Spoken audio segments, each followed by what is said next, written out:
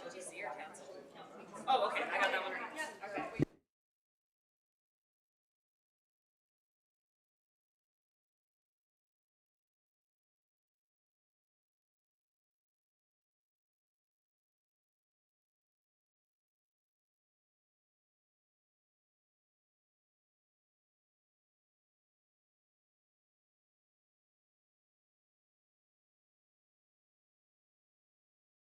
Speak closely in your microphones for the benefit of those participating in council chambers and joining remotely. I now call this meeting to order. Thank you.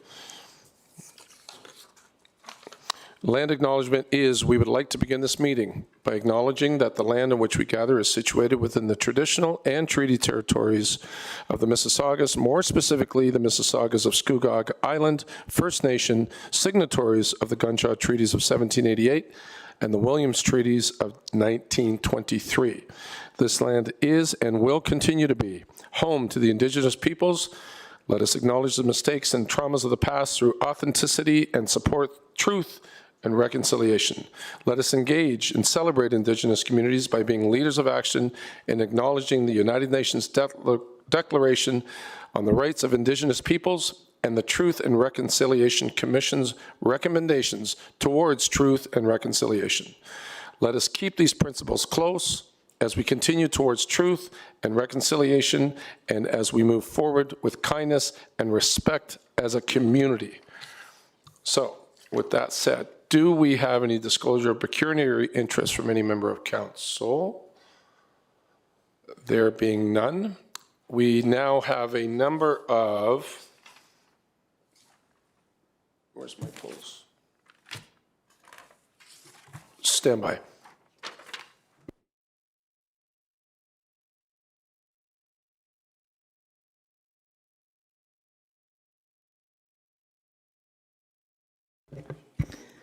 To you, Mr. Chair, just the adoption of the minutes first. Yes. Can we have a mover for the adoption of minutes? 3.1, regular meeting of November 12, 2024, moved by Mayor Collier. Any questions or comments? All in favor? Please vote.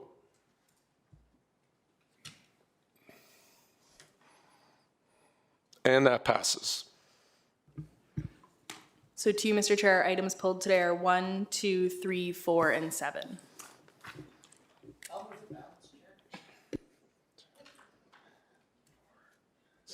Thank you, Madam Clerk. So that's 1, 2, 3, 4, and 7. Excellent. And Regional Councillor Sterling Lee will move the balance of our consent agenda. Are there any questions or comments? There being none, please vote.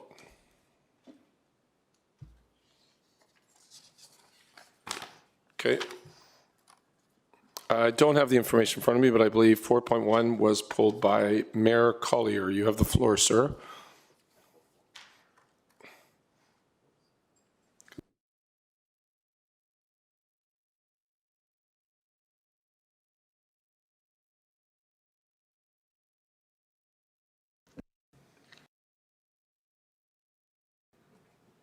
Okay, you should be on now. Thank you, Chair. Through you to, I guess, this map. Just speaking. I'm so used to just seeing Diane over there. On page 10 of the agenda, one of the report talks about to allow the Treasurer discretion in establishing the investment revenue included in the budget while ensuring any changes would be communicated during the budget process. I guess my first question, when it comes to investment income, we have interest, we have capital gains, we have dividends. Are we talking about just interest, like from our Lexicon P notes and from our bank accounts, or are we talking about all investment income? Through the chair to the mayor, we're only talking about interest income at this time in this policy. So there will be no triggering of any other capital gains or other things. I also wonder, how often do you anticipate these potential changes will be made? Typically, it could be once a year, but we are in the process of updating our FSP, our financial sustainability plan, and that will come to council in 2025. And at that time, we will be taking a comprehensive look at what that may look like in the future. So we will report back at that time. Okay, so currently, any changes that are made through the year, if this is approved today, will be reported back at budget time.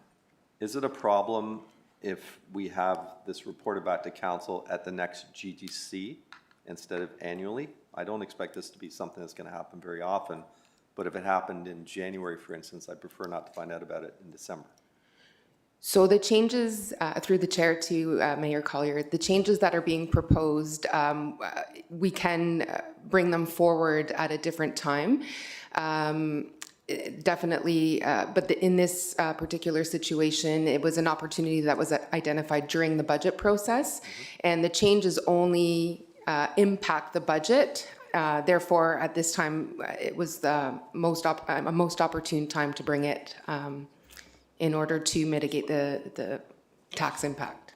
Okay, but the recommendation is that council approve the amendments made to section 3.1 of the discretionary reserve policy. Fine. If I added an item 2, that this report back to council, any changes be reported back to council at the next GGC, is that a problem? No, I don't see that as being a problem. I would seek some clarification as to, depending on the situation, it may be a different, we may need to approach each situation differently, but you can certainly put that second recommendation, and we would report back as soon as feasibly possible. Okay, well, section 3.1 says interest income to be included in the town's operating budget will be at the discretion of the treasurer, and any changes to this amount will be communicated to council during the annual budget process. So the only change will be communicated to council at the next general government committee meeting. Yes, where feasible, yes. Okay. Yes. Thank you, Chair. Those are my questions. I'll bring that amendment at the Okay. Do we have any other questions or comments on 4.1? Not seeing any. Would you like to move it? I'll move it. Okay. Moved by, oh, sorry. I'll move an amendment first, Chair. You have an amendment to 4. Well, I'll move it, but I want to propose an amendment. So just the recommendation is that council approve the amendments made to section 3.1 of the discretionary reserve policy, and I want to add item 2, which is just replacing the wording will be communicated to council during the annual budget process to be any changes will be communicated to council at the next general government committee meeting. Please. Clerks, do you have that? I'll just speak to it very quickly. Yep. Just basically, instead of, as I said, if we make a change, or if the treasurer exercises his discretion in January, February, which is fine, the budget is kind of a fluid process at some points. I would rather find out about that at our GGC in March than during the budget process now in December. Do you wish to speak, Julie? Sorry, Ms. Beefham. Yes, sorry, I must have misunderstood. So the change that is being recommended through amendment, the second motion, that would, in a normal circumstance, that would be fine. But the reason this policy is before you today is because there was a change made that is included in the 2025 budget. And if we were to wait to approve this particular change at the next GGC meeting, that would be an issue. Sorry, I must have misunderstood. Just to clarify, I'm not asking for you to come back for council approval, because we're delegating authority to the treasurer to make these changes. All I'm asking is for a simple report at the next GGC to let us know this happened. So that shouldn't, I don't think, impede the budget process in any way. No, through the mayor, through the chair, no, it would not impact the budget. Okay, thank you. Okay. Do we have any other questions or comments from any member of council on the amendment? So voting on the amendment first. Oh, sorry, my apologies. Councillor Lisa Bauer. Thank you, Chair, and I just would like clarification. So does that mean anytime there is a change, you would want that change to be brought back at the next GGC meeting, or this is a once a year thing? Just to answer the question. So basically, right now, we're asking to delegate authority to the treasurer to allow the treasurer discretion in establishing the investment revenue included in the budget while ensuring any changes to the budget amount would be communicated during the budget adoption process. I'm saying fine to the treasurer making these changes, which Yep. probably will be 0 or once a year, maybe. Okay. And I'm just saying I'd rather not wait all the way to the budget process where we are today, if those changes are made. And this kind of goes hand in hand with one of the items later on in the agenda that I pulled, which is the St. Andrews Park. Just to let us know when the change is made. Right. Okay. That's all. Thank you. That was my question, Chair. Thank you. Any further? Okay, so voting on the amendment, if you could please.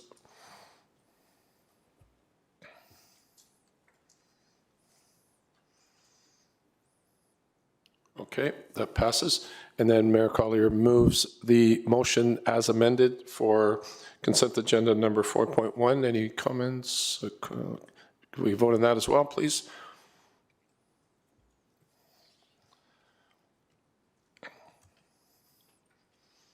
And that passes.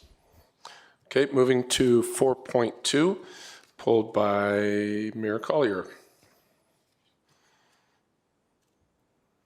Thank you, Chair. And just as I mentioned, this is the next item. This is kind of relates, they're kind of a little bit hand in hand. This, not the first section, the actual paving, I believe, but the second, the parking lot resurfacing account being, it's about just shy of 18% over budget. I just want to know, Mr. Meredith, what was the contingency on this project? The contingency was 15%. 15%. So it's, we used the contingency, but also went 17.9% over that. That's based on correct. Changes, okay. Similar to the amendment I just brought, I prefer not to find out about over budget items like this so far down the road. Once a year, I think it's the reporting now, or whatever it is. We do have a policy on this. What's the policy called? Capital expenditure control 3.6.2, which says spending limit exceeded by over 100,000, GGC approval or reporting is required. It says where practical, the report should be completed and presented to GGC prior to incurring the over expenditure or at the earliest opportunity subsequent to the over expenditure. In this particular case, I believe there was some more in-depth changes. Is this the one where it was extra storm drains and the scope was expanded in that respect? Through the chair, the principal costs associated with the over budget related to the subsurface conditions of the parking lot. So additional material was required to be removed, additional granular material, drainage systems, catch basins needed to be put in place. So that's what drove the increase in cost from a budget perspective. Okay, but we were over the 100,000 threshold for reporting back to council for approval, which didn't happen. I guess my first question is why didn't it happen, and what can we do going forward to, again, I would like to know before the fact, so at least we're informed of it, we can make the decision on it, rather than after the fact when it's been done. From a project management perspective, the contract was awarded in April of 2023. Obviously, we're going through a construction timeline that's generally a 6 to 8 month time period. So when we're looking at the overall timing for the project construction, that's why the wording is in there where practical, because sometimes the costs that are realized versus the timing for the completion of the project are fairly closely aligned with one another. So from a staff standpoint, and we've done this in the past, is we say we will report then on the final cost once known, because there's not the time necessarily from when the time of the cost increase is known versus when the project is substantially complete. So we make that determination sort of at a staff level, and made the determination that we would report to council once the project was complete. Okay. This, I think the key words here is says where practical. And I understand, and I don't want to see things held up generally, but I also feel pretty strongly that there should be some sort of tipping point where if it's over a certain amount, it has to come back. I don't know what that amount would be. Is it 10%? What is it? Because in this case, we use the 15% contingency and then also 17.9% in addition, which puts us about 37.9% over budget overall. What can we do going forward where we don't have like nasty, unexpected surprises like this? I think from a council perspective, we could take that away as a senior management group and take a look at our capital expenditure control policy, see if there's language understanding your comments and assuming they're supported by the rest of council in terms of what we could do as far as the wording within that policy goes. Okay, because, and I'm not going to move an amendment today, but I would like that to be done and that conversation be had. I know as department heads, you each have a spending threshold, and if you go above that, then you have to come back for approval. That's there for a reason. I really feel that some of these capital projects should have similar. I mean, it doesn't mean we're going to stop midway. It costs what it costs sometimes to get things done. We can't leave projects incomplete. But at least I want to know and have an opportunity. Do we reduce the scope? Do we, is there some other thing that we can do potentially to offset? Find another project somewhere else that we can defer and transfer those funds, something like that. So I would appreciate it if that conversation could be had. Would that come back to council as a report to GGC? Or Through the chair to Mayor Collier. We could do that through GGC. It depends on the timing of when you are expecting this report to be back. We could do it early next year or as part of our financial sustainability plan update, which will likely come to council in the fall of next year. I think if it's not too much work, early next year is fine. I don't think I want to wait till the fall for the FSB for this one. Okay, we can do that. Okay, thank you. Thank you, Chair. You're welcome. Any other member of council have questions or comments on 4.2? Seeing none, if you could please vote. We're going to move that. Oh, I need a mover on that. Regional Councillor Sterling Lee is moving it.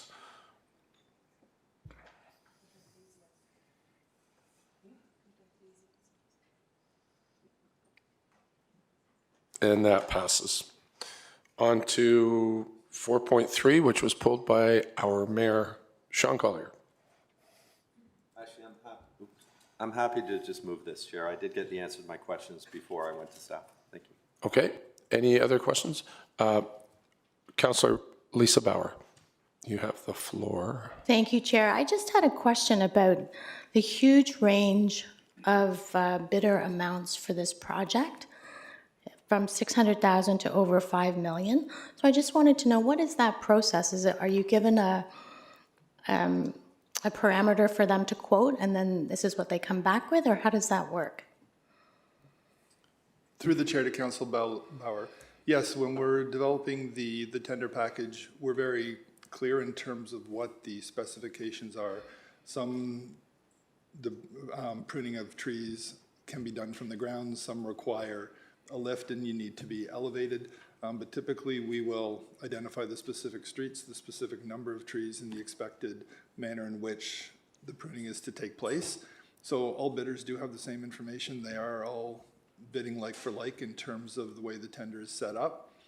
And you do get quite a disparity in terms of costs that bidders provide. So the contractor that we do have and is part of this report is a reputable urban forestry company, so it's someone that we do have confidence in. In the past, we have had some issues with some performance issues with our tree pruning contractor, which has caused some service delivery impacts, but we feel comfortable with the contractor that's being awarded this afternoon. Great, thank you. That was my question, Chair. Okay, thank you so much. Any other questions on item number 4.3? Seeing none, can I get a mover for that? Moved by Councillor Lisa Bauer. We can all vote, please.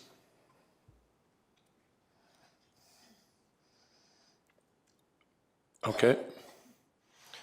That passes. On to the next item, 4.4, pulled by Mayor Collier. You have the floor. There you go. Thank you, Chair. I just want to speak to this. I'm not going to move any amendments at this time because we have a number of delegates on the agenda at our next meeting of council immediately following this that I'd like to hear from first before we make a decision. This is just a receipt for information, I believe. But we started this process earlier on in the year. There's a little bit of misunderstanding between myself, Councillor Bauer, on whether this was a temporary, permanent, what the outcome of this was going to be.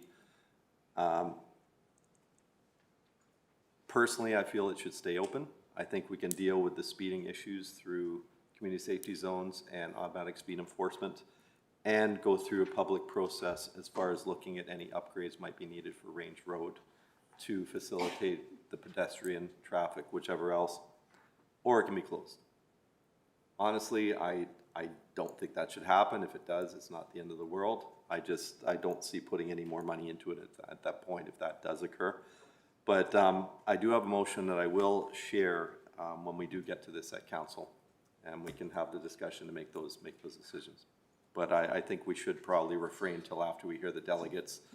I will be chairing the council meeting, so I propose to we just pull this at that point and have that discussion and give direction then if council supports. Thank you. Just so I'm clear, Lisa Bauer, you have the floor. I will Thank you, save my Chair. comment. So I was very clear on the intention of my support for this motion, and it's in the title of the motion, temporary opening. Just want to make that clear. And second, I do have some questions, but I think, Mayor Collier, what you're asking is this whole discussion will be at the council meeting, and that is fine with me. Thank you. At the public council meeting. Yes, because we'll hear the delegations. Yeah. Thank you, Chair. Okay. Any other questions or comments? I have a question, just very quickly. So this is on the floor, and I'll just be blunt.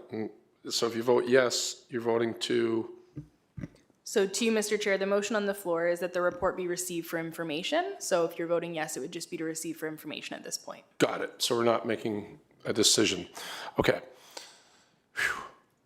The vote is open since there's no other comments or questions.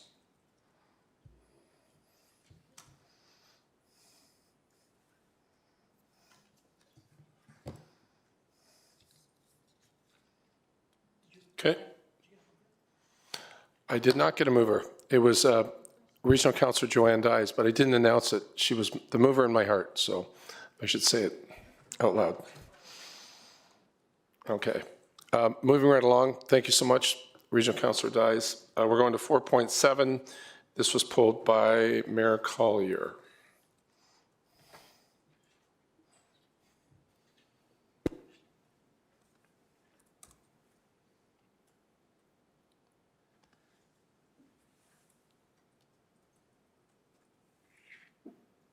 Thank you, Chair.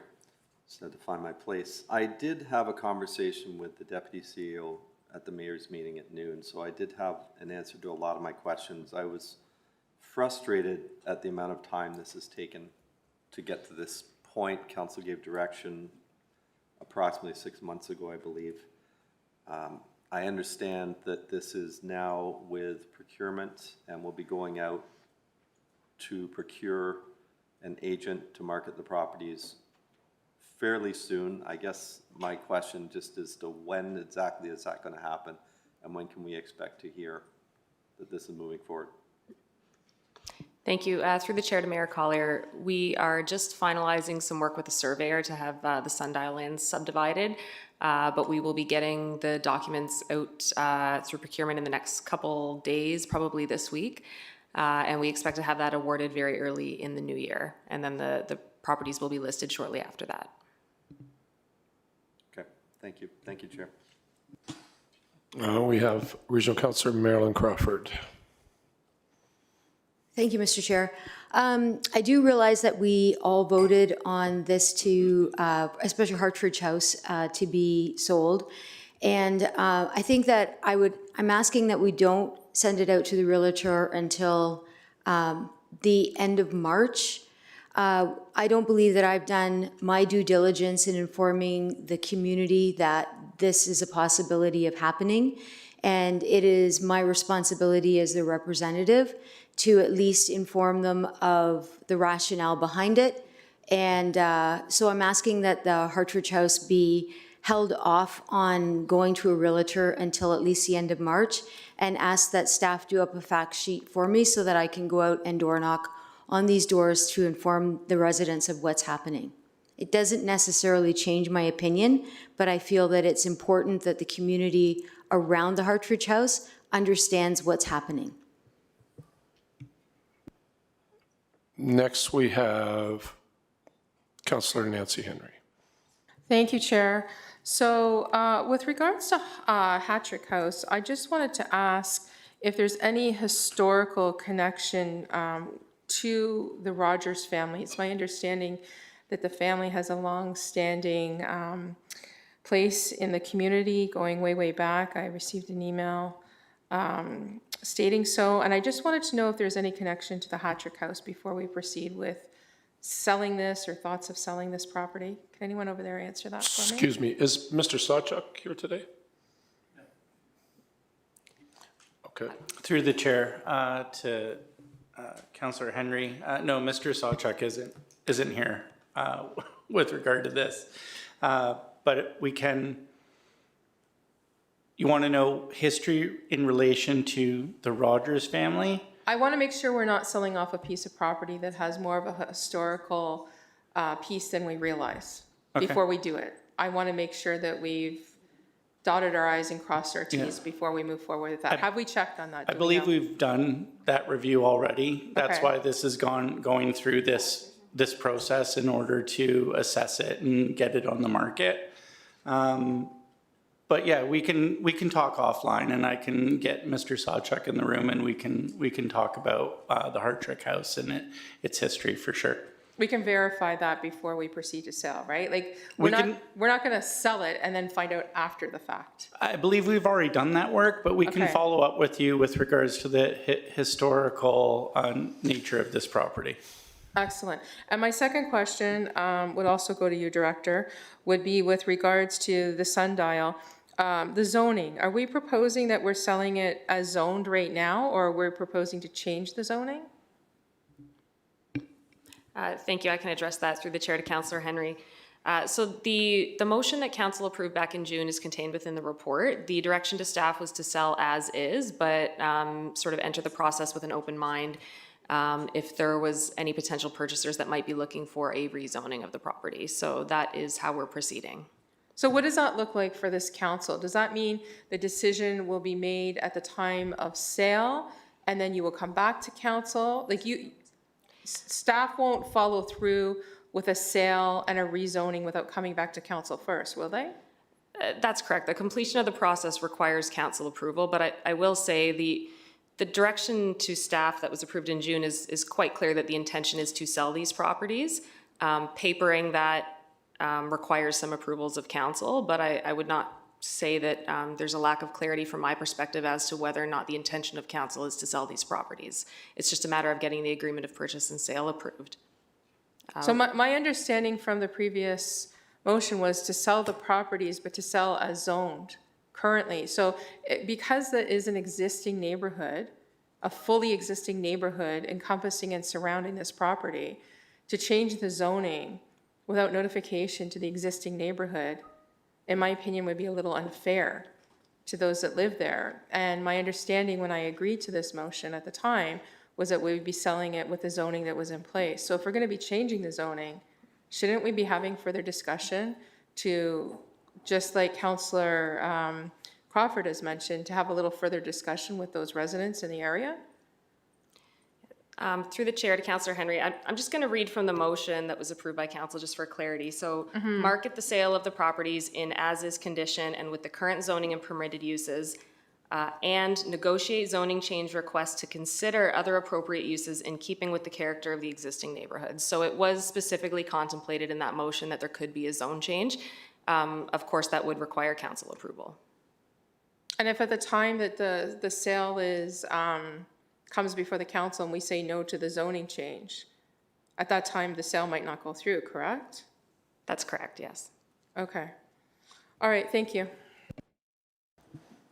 Thank you. Next, we have, anybody else have any questions? We'll go second time to Regional Councillor Crawford. I just wanted to say that this has gone through the Heritage Committee, and it is not, the Heritage House is not designated heritage property, and so I don't think that there's any ties to any significant people at all, because the person on the Heritage Committee would have identified that at the time. So I'm quite sure that is not my concern as much as it is the community is not paying attention to this, and they need to be understanding what the process is happening. That's all.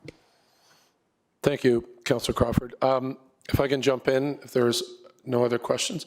I sit on the Heritage Committee. I'm the council representative, and I can confirm that there was a conversation about this property with the Heritage Committee.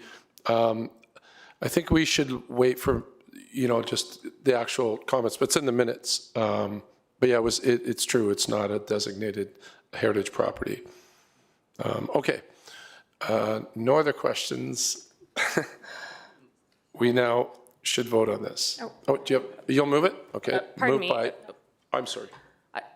Sorry, I believe based on Councillor Crawford's comments, there may be an amendment to propose here. I don't think that's direction that staff can take without the approval of council to undertake, for example, an information campaign or delay the sale until March. So I think that if that's to be proposed as an amendment, it is going to require a council decision.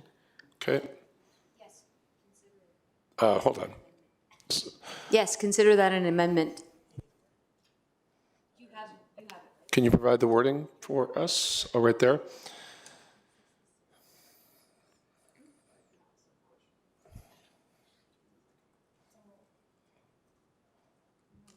Just to add some clarity, I did actually ask that question at the mayor's meeting at noon to Deputy CEO Cooper about the time frame. So by the time this finishes procurement and goes out, it's going to take some time. It's not much happens over Christmas and New Year over the holiday season. By the time they hire a realtor, through our discussion, it was said it's not going to be on the market for probably another till March anyway. Is that accurate? Yes, more than likely, we'd be looking at the March timeframe anyway. The piece that I would appreciate a bit of clarity on from council as far as direction is just that the original motion contemplated by council was fairly decisive. It's the intention to sell these properties, and it didn't contemplate any sort of information campaign with the neighborhood. So if there's an intention to do that, I would be seeking some instructions from council on that. Okay, but just further, if we hire an agent and it gets listed, that's going to take some time. So really, the two things could happen concurrently. It's going to probably be at least 2, maybe 3 months till it's listed. That gives lots of time for the local and regional councillors to go door to door for those 10 or 12 houses that are in front of this to answer their questions and advise them. I don't know that we need to be putting this in writing to slow down the process. We've already waited 6 months from council direction. That's all I'm saying. I wouldn't want to just hire somebody and then just tie their hands for the next 3 months. Okay, Councillor Crawford, do you wish to speak to this? Campaign is a strong word. Perhaps information sheet. I'm not looking for a huge campaign. Again, I don't, in theory, I don't disagree with this. I just feel that the community needs to know about it. Okay, yep. Next up, we have, speaking to the amendment, Councillor Henry. I would just like to ask Councillor Crawford if she would be okay with amending that to include Sundial Pavilion. And according to the timeline that the mayor is saying, it's all going to work out anyways, but I would like the opportunity to make sure that, because this is going to be a big change in that neighborhood, For Hattrick House, it's across the street from a residential area, and I totally understand the advocacy piece here. And for Sundial, it is in the, like, at the end of a square of a neighborhood that backs onto a park with the backyards of all these homes. And I'd like the opportunity to go door to door and let those folks know it's coming. I agree. We've agreed we're going to do this. But we need time to let our residents know we're going to do this. This is the important piece. This is the council piece. This is the local piece where we have to let them be informed. So I'm asking if you would open to a friendly amendment to include that. Thank you. Clerks, adding that in? Do we, if no one has any other questions or comments, would it be prudent, Regional Councillor Crawford, would it be prudent maybe if we remove the word delay and just say staff directed the listing of Sundial Pavilion and Hartrick House to March 2025? It wasn't your words, it was theirs. I don't know, just a question. So, Okay. just maybe the word delay is kind of. Thank you. I think we can remove that part. Do we need a agree motion with the for the mayor word that delay? that's the likely timing anyways. I think the sort of distinction here is that if the intention, Regional Councillor Crawford, is for you to just undertake sort of your efforts as a councillor to inform the neighborhood, we can certainly assist you with some pieces to do that via Christie's team. No, I thought I understood what you said to be more of sort of a staff actioned engagement of the neighborhood, which I think would require council direction. But if what you're contemplating is just your own activity as a councillor, then I think we don't need to do any of this. Excellent. Okay, we have Director McLarty wanting to speak, if you'd like. Through the chair, it just follows what Nicole was just saying. Thank you. Okay, so okay, so we're going to remove the amendment and we're going to vote on 4.7 as is, moved by Regional Councillor Sterling Lee. If we could all vote.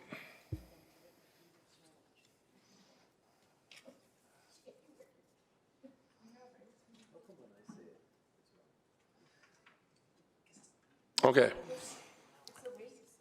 Moving on to discussion 5.1. This is various appointments and nominations to boards and committees. I won't read it, or I guess I will, that the list of appointments be amended as such that Nancy Henry's term of appointment to the Accessibility Advisory Committee and Rob Tyler Morin's appointment to the Heritage Advisory Committee be the full term of council ending in 2026. Just to speak to it, or sorry, Nancy, sorry, Regional Mayor Collier is moving this. Would you like to speak to it? No, you go first. Thank you. Yes. I am delighted at the possibility of staying on the Accessibility Committee as a person with multiple disabilities, of course. This committee is near and dear to me. It feels like home. Loved the opportunity to stay there. I know that Councillor Tyler Morin would like an opportunity as well, and I'm going to really leave this in his hands, how he wants to proceed with this. He's done some good work with me in accessibility in general. So I know where his heart is divided between the two committees. As a new-time councillor, I really like the opportunity to stay for the full term and give it my all, and hopefully being elected in the next term, that would be a great opportunity to move on to the heritage side. And further work that could be supported through heritage. I know that we've talked about Councillor Tyler Moore and myself, where that position could go in the future and different things that we support with the heritage position. So I'm going to turn the mic over to my colleague and leave the ball in his court for this. Thank you. Thank you. Any other questions or comments on this? I'll just speak to it extremely quickly. Yes, heritage is a very all-encompassing position for the Ward 1 councillors, as it probably 95% of the buildings and the conversations are for matters that are within the ward that I represent. So it does make good sense to stick with what we're doing. With that said, as my colleague already indicated, I have an immense respect and concern for everyone who's disabled or has an excess, and abilities are very important to me. So I just wanted to make sure that there was no slight on that committee either. So we'll just leave it at that. But I think everyone knows what both our hearts are. But okay, Councillor Lisa Bauer, would you like to speak to this? Oh, my apologies. He's ahead of you right there. Thank you, Chair. Does it require us, can't we just do it? So this point 2, that staff be directed to amend the terms of reference. Do we have to do that? Can't we just amend it for this term as opposed to doing it for all future councils? This has been done this way for many terms. Oh, we just started at this? Oh. So you'll have to do it again next term. Got it. Just clarifying then. Through you, Mr. Chair, I would recommend going through with changing the terms of reference as they are passed by bylaw by council. So it's just for clarity in case anybody refers to the bylaw. And then Councillor Tyler Moore, just want to confirm you're okay staying on Heritage, or you wanted? Yeah. Okay. All right. Yep. All right. Great. I'm Thank okay you. with that. Thank you. Councillor Lisa Bauer. Thank you, one more time. Thank you, Chair. Thank you for those comments, Regional Councillor Lee. So yes, I'm happy to leave that decision to my colleagues that it impacts. I will comment as the councillor from the first term who did have the 2-year switchover with Councillor Tyler Morin. I found that very useful to have that experience in one term. So I'm just putting my comments there, but of course happy to support what Councillor Henry and Councillor Tyler Morin choose to do. Just wanted to say that. Appreciate your support. Any other questions or comments on this? And Councillor Henry, would you like to, well, actually this is a discussion, so do we? To you, Mr. Chair, you have a mover through Mayor Collier already. Oh, that's right. Okay, so now we vote on this, if there's no other questions. Yes. Okay, can you push your mic? Thank you. I did call to vote, so go ahead. Okay, well, we can vote. Probably won't change my vote, but my question was, we're changing terms and reference for now. And then I just want to confirm next term or each term, we could make the decision at that time, correct? Yeah, so through you, Mr. Chair, the terms of reference are provided to the new council every term. So at the new term of council in 2026 or beginning of 2027, they'll be able to make that decision at that time. Wonderful, thank you. Okay, so that went through, it passes. So can we revote? Are we going to revote? Okay.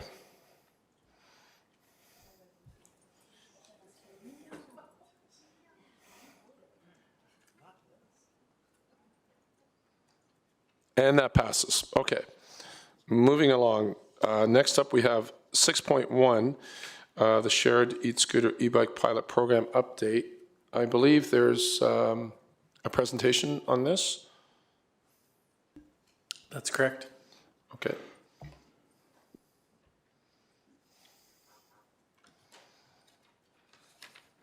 Thank you, Hello. Chair. And good afternoon, everyone. For those of you who don't know me, my name is Armide DeFrancia, and I am the Active Transportation Coordinator and the lead of this program.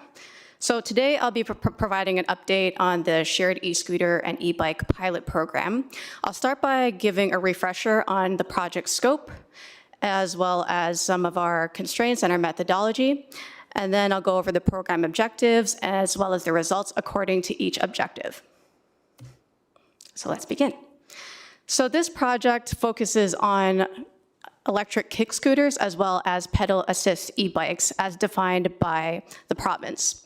So for electric kick scooters, the maximum speed capacity is 24 kilometers an hour, maximum weight of 45 kilograms, and electric motor of 500 watts.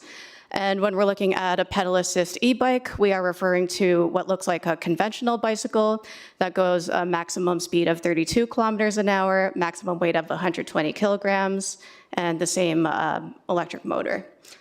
And To clarify, we are not referring to any mopeds or anything that resembles a motorcycle. In June of 2023, Council approved a bylaw to permit the use of electric kick scooters as well as pedal assist e-bikes on bike lanes, as well as roads with roads with a speed limit that is 60 kilometers an hour or less, as well as cycle tracks and multi-use paths and trails that are paved and that also have a minimum width of 2 meters. So under this bylaw, electric kick scooters and pedal assist e-bikes are not allowed on sidewalks or on multi-use paths or trails that are unpaved or less than 2 meters wide. And this bylaw was effective until November 27th of this year. So the program objectives are listed over here on this screen. I'll go over the results for each of them. And I'm happy to say that we were able to achieve all of them. Now, in terms of our methods, we worked with Bird Canada, and with that, the speed capacity of the electric kick scooters and e-bikes were set to a maximum of 20 kilometers an hour. There was also geofencing used to restrict the use of e-scooters and e-bikes on sidewalks, and in order to ensure that the devices were parked in the appropriate locations. There were designated parking areas indicated mostly on the app, but at key destinations, the parking locations were marked using maps. And there were also satellite tracking to identify e-scooters and e-bikes that were not parked in the appropriate location.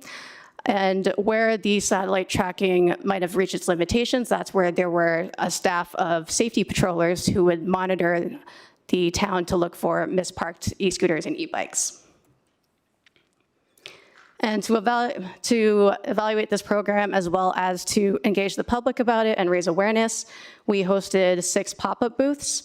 There were also 7 demonstrations done by Bird. We collected data on ridership as well as kilometers traveled. That was collected by Bird Canada. There was collision data from Durham Region Police Services. We also had Toronto Metropolitan University conduct surveys and interviews with residents. The town also worked with CNIB to host a focus group that was facilitated by CNIB among people with sight loss and hearing loss. And we also looked at concerns received by phone, by email, through the IMO page, through AppJax, and social media. So in terms of what we were not able to do, enforcement beyond a complaint basis just was not feasible. And in order to monitor for e-scooters and e-bikes that were not parked appropriately, we had Bird Street Patrol staff who would look for those. And unfortunately, Town of Ajax staff did not have the capacity for that. We also did not have the capacity to obtain data on privately owned e-scooters and e-bikes. So much of the results that are being discussed today are on shared e-scooters and e-bikes. And when reviewing the collision data from Durham Region Police Services, the data does not differentiate between e-scooters or e-bikes, and it also does not differentiate between those that are privately owned versus shared. So in terms of the results, we had almost 30,000 rides, almost 10,000 unique users, an average number of trips of 3.15, over 110,000 kilometers traveled, and a pretty high average distance traveled. So if we look at this graph, throughout the term, it stayed fairly consistent compared to what may have been seen at other municipalities. And there's an estimated 28 metric tons of CO2 and over 4,000 liters of gasoline prevented just in 2024 alone. In terms of incidents, there were 3 minor collisions in 2023, all minor in nature. And that's based on Durham Region Police Services data. Now, according to data received from Bird Canada, there were 3 minor incidents, also minor, so those are minor as well. And the town received about 181 complaints throughout the term, and the top concerns were misparked and abandoned e-scooters and e-bikes, followed by concerns about where the parking location actually was, or requests to remove that parking location. Bird issued over 260 warnings and 13 fines, And one concern that was raised during the focus group was the risk of pedestrians with sight loss losing their sense of independence or their confidence with navigating the community. So next we'll look at trip purpose and the ability to provide access to essential services within the town. When looking at the data from Toronto Metropolitan University, so that's based on about 56 respondents, they found that 50% of current users use shared micromobility devices to connect to public transportation. So with the data from Bird, on the other hand, they found that 40% of rides ended within 100 meters from a transit stop or from the GO station. And when looking at the data from Toronto Metropolitan University, in terms of differences between shared e-bikes and e-scooters, they found that there was a higher percentage of e-bike rides used for commuting purposes compared to e-scooter rides. And you also see that overall, there's over 60%, there's about over half of trips are used for commuting as well as for other purposes, and it's not just recreational. In terms of engagement, at our pop-up booths, we worked with 4 community ambassadors who have sight loss, among them 2 have guide dogs, and 2 of these pop-up booths were at the Waterfront Trail. And at our focus group, which was in late September, we had 9 participants with sight loss and 1 with hearing loss. During the pop-up booths, we had an activity where people got the chance to look at these vision goggles as well as cards showing different types of eye conditions and how that affects people's experiences and ability to detect people riding e-scooters and e-bikes. So through that, we engaged 391 people in person through the pop-up groups, through the pop-up booths. And in our video campaign, we had 5 videos that received over 1,000 views on YouTube and over 3,000 view impressions on Facebook and X, formerly known as Twitter. So overall, we've found that the program has provided more options for residents to get around Ajax, and it's not just recreation, but also for commuting, as well as access to transit and other purposes. There were 3 collisions resulting in minor injury, according to both DRPS data and from Bird. And unsafe riding and parking, which were the top concerns, those could be addressed through increased in-person engagement and training.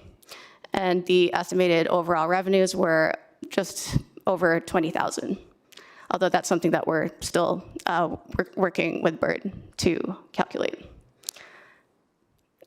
That is our update. Thank you for your thorough report on this. Much appreciated. We have a couple members of council, starting with Regional Councillor Marilyn Crawford. You have the floor. Ooh, I got 8 minutes. Is this a new rule? Thanks, Sarah. I can go on for 8 minutes. Okay, I really hated them last year. I hate them less this year. That's not a good endorsement, but as somebody who walks on the sidewalk a tremendous amount of time, you can't hear them. I don't have a problem with my hearing. You can't hear them coming up behind you. They're not supposed to be on the sidewalk. They are on the sidewalk. I challenge you to find someone on a scooter with a helmet on. I don't see it. And even in this picture, it says that the helmets are on the e-scooter, but I see them at different locations and there's no helmet on them. So I worry about people, especially with children on an e-scooter that can go 24 kilometers an hour, that are not properly equipped.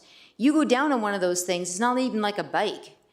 I've heard complaints that around the bridge, Deffin's Creek Bridge, that they come flying around the blind corners, and there's no way of getting out of the way.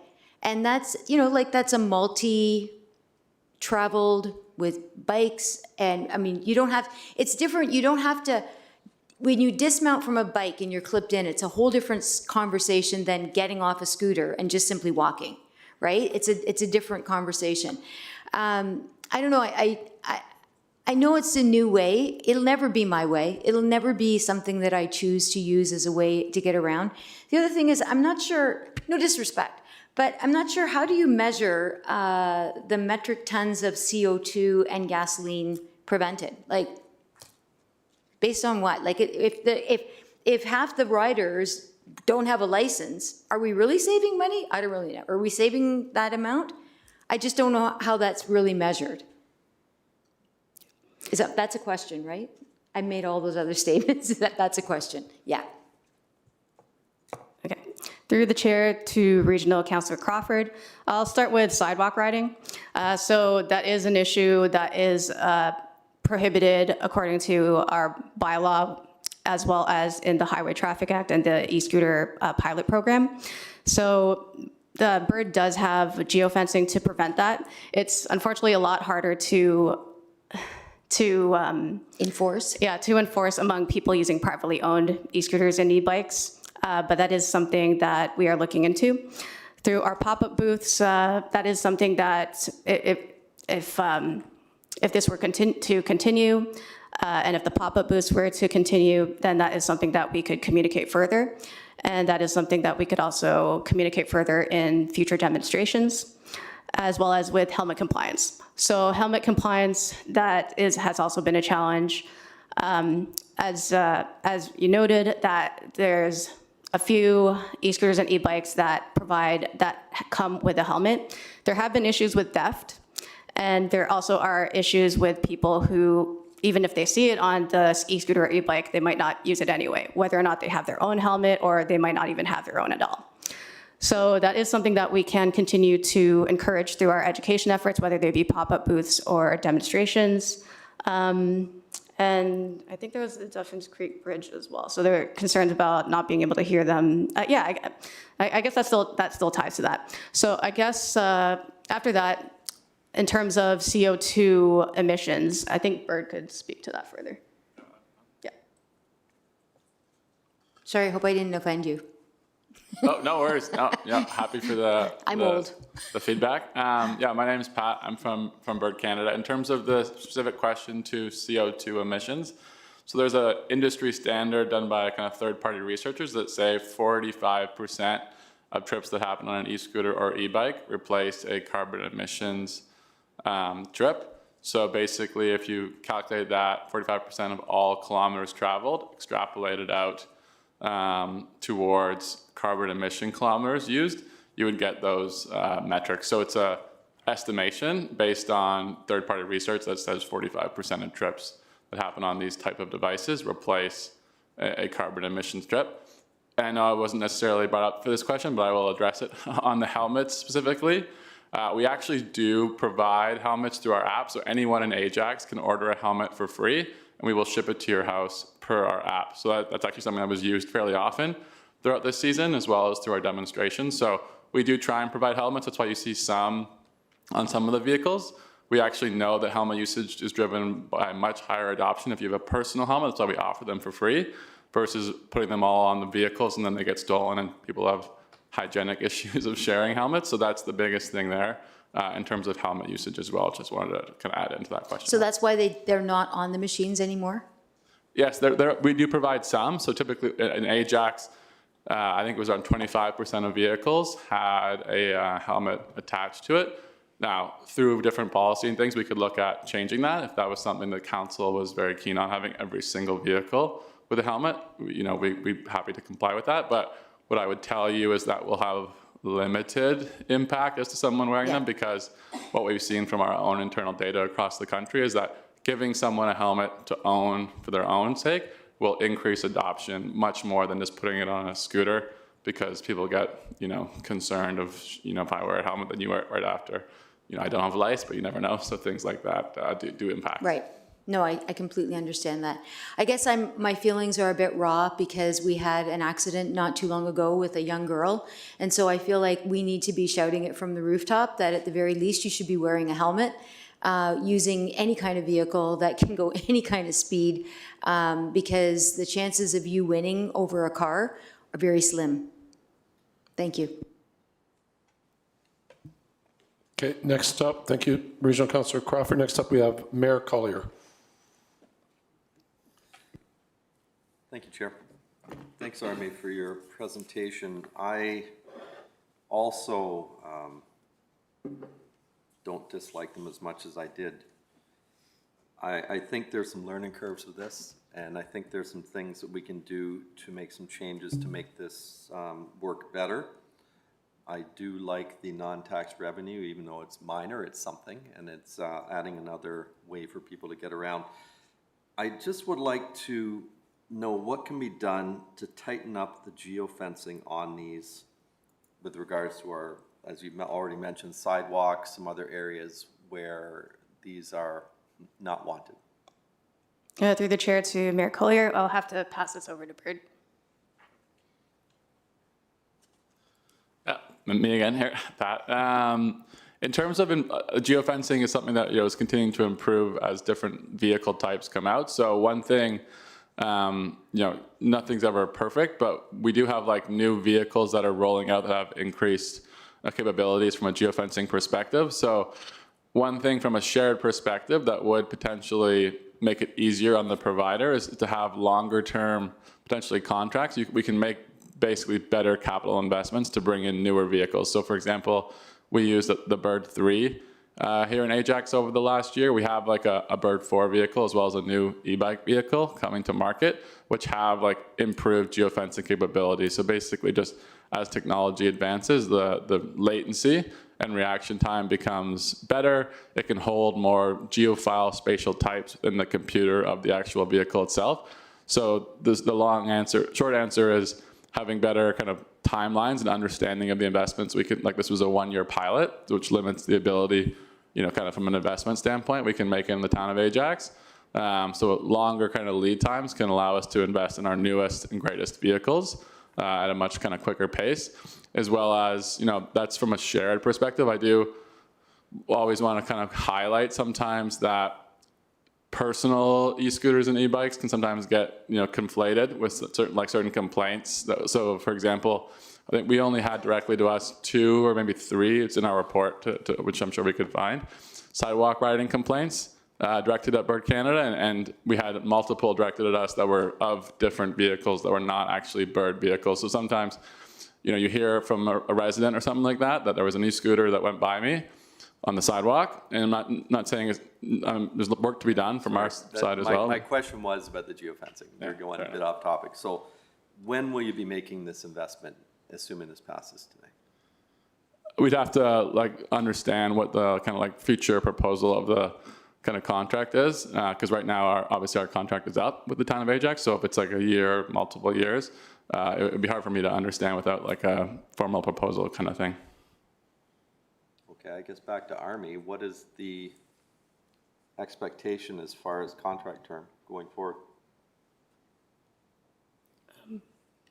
Through the chair to Mayor Collier, this, as Bird's mentioned, their contract be coming to an end, we would put, if subject to council's endorsement of our recommendation today, which is to continue the pilot as long as the province is continuing it, we go back through our procurement process, send out an RFP. We already have those documents already, so we just put it back out on the street and then secure it for a period of time within the limits of the provincial pilot. Okay, so you're able to basically, if Bird requires a 3-year in order to make this investment, you can make it a 3-year. We can modify the terms as per that next process. Yes, sir.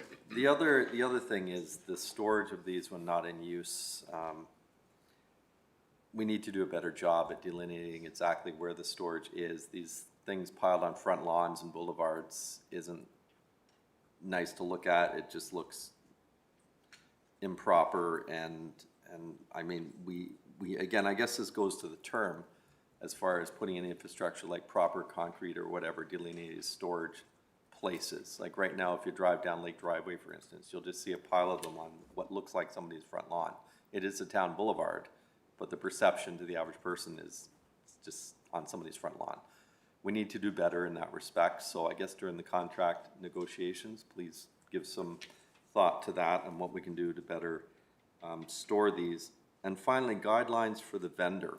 I don't know, I haven't confirmed, but I heard feedback that some residents had someone knock on their door late at night or early in the morning looking for one of these that was in a backyard or stolen or something. That can't happen. We need to, like we have laid out in our bylaws for construction, for instance. Construction noise is 7 to 7, I believe. I think we need to have some wording in this new contract going forward again as to what is the appropriate time to be knocking on doors to retrieve some of these that may be in backyards or those types of things. Those are my only comments. Just, I guess, to the clerk, I'm wondering, we do have a delegation to speak to this. If council approves the recommendations now, that really sort of disregards what the delegate is going to say. Should this be something that we defer and deal with at council? So through you, Mr. Chair, no, I would recommend continuing as normal. This is a committee meeting, so you're recommending to council what you'd like to do, and final decisions will be made at the council meeting. So there's no decisions being made right now. All right, thank you. Next on our speakers list, we have Regional Councillor Sterling Lee.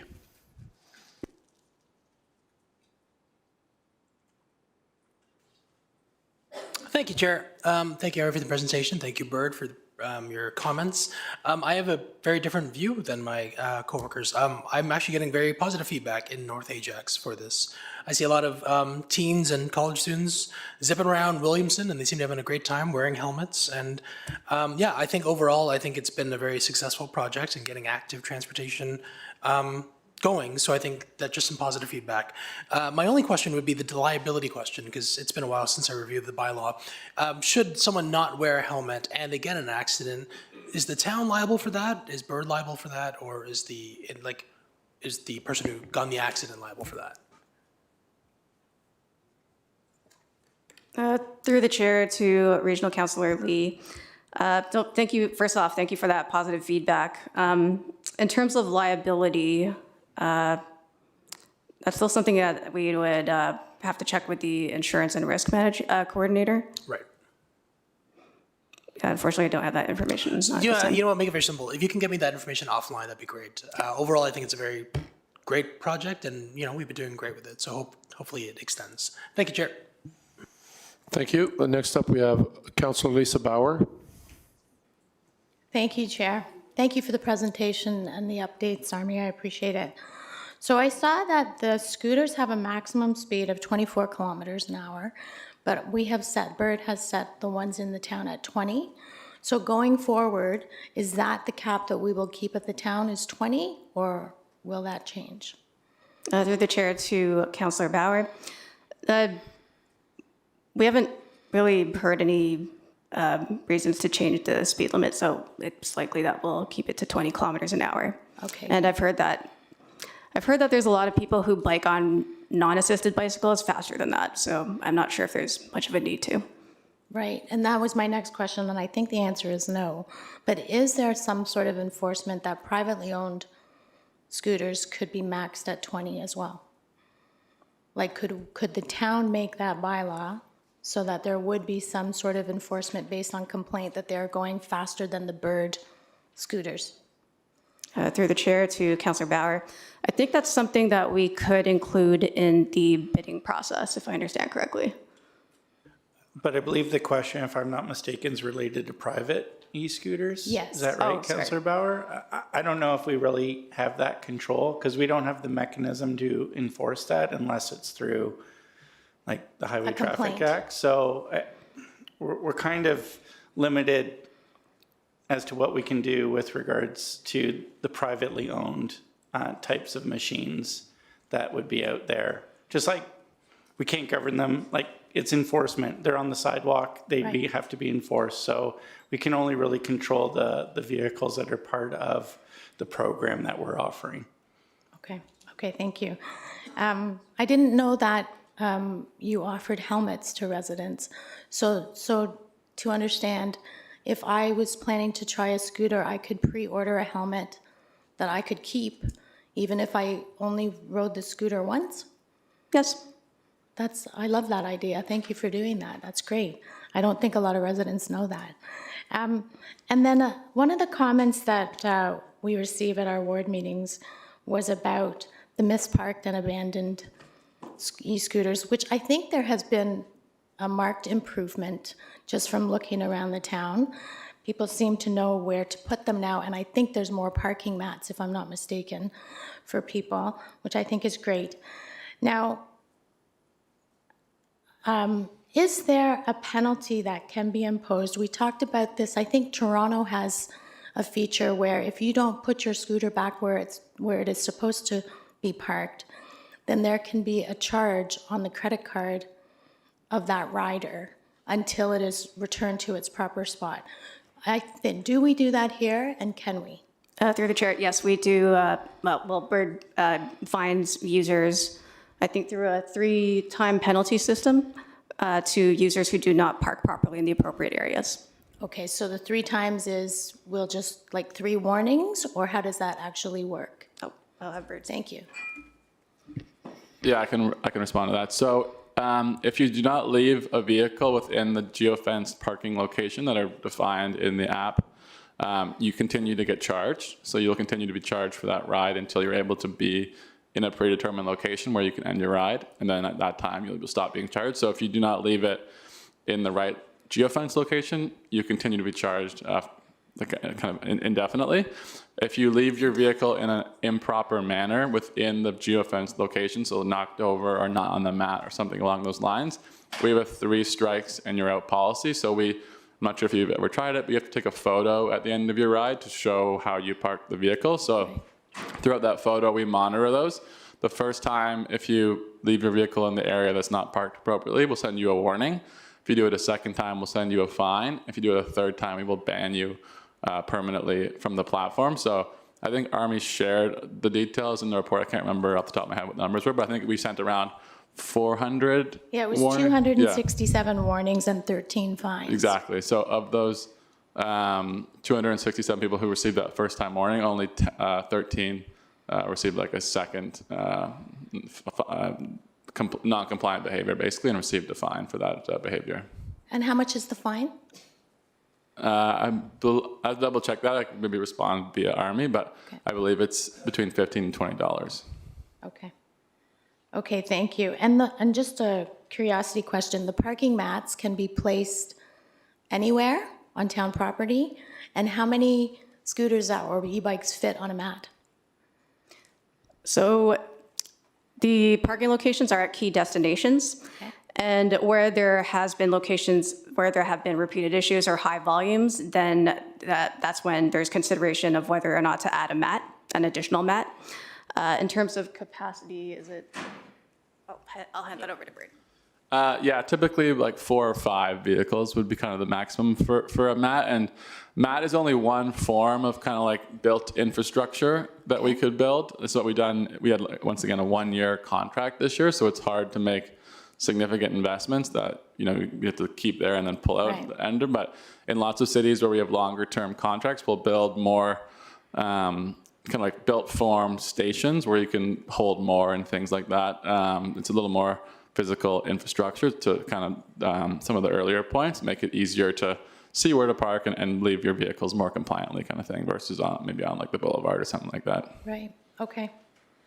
Okay, thank you very much. Those were my questions. That's it for me, Chair. Thank you, Councillor Bauer. Next up, we have Councillor Nancy Henry. Thank you, Chair. So I like this program at the beginning. I like it more now. I think you've done a great job with this. I know there's been some bumps along the road. North Ajax is different than South Ajax. We're getting different feedback. I also get the feedback from the Accessibility Committee. And we know that there's improvements made because that committee has given a lot of feedback as well. I'm hoping to see you back at that committee in the new year, perhaps before the contract is done, finalized, so that you could get that feedback and take it back and perhaps put it in contract if there's any new feedback. I know we've worked with places like Longo's, looking at moving the parking docking of these vehicles into the interior of plazas, and I hope that's being done in South Ajax as well. To Mayor Collier's point, it gets them off the street and brings them inward and gives them a proper docking situation. When you see them on grass, it's not a good look. I get that. At the beginning, we've had a lot of feedback from residents where, they went out, their grass is so far out, then there's the sidewalk, and on the town boulevard, which they still maintain and think is their grass because they're cutting it, 3-4 bikes fallen down, that's the docking station. It's not a good physical location, and I'm glad that through yourself and through Bird, we worked to get in North Ajax some of those docking stations relocated that worked better for everyone. So we've done a lot of work in the north of Ajax to help accommodate and get some bumps along the road taken care of. I would like to know if moving forward that you would be partnering and or working with our Ajax libraries. The program for the helmets I knew about from the beginning, and I was hoping, to see a big report on how many helmets were given out, and hopefully it was a good success rate. I think if we work with our library, we have something that is posted at, at ARC at the beginning of the library when you walk in with a QR code, something that can show that, you sign up, you get a helmet. And I think people tend to think, I'm going to have a cost in order to do one to get the other. And for, Bird Canada, it's great advertisement, everybody driving around the town, whether it's private or on their vehicles with Bird written on the side. I mean, great marketing scheme there. When it comes to the RFP that will be going out, I understand, that goes out to everyone and we see who comes back and who can meet the needs. I am a little nervous about working with another service provider after we've spent so much time trying to iron out some bumps and work with this particular service provider. So I do have a little, bit of concerns when it comes to that. Overall, I want to see this become a success because as we have seen and has been mentioned, we cannot control private e-bikes or e-scooters, their speed and where they're going. We do have control over this, and it is giving back a source of revenue to the town. So on those two fronts, that's a win-win.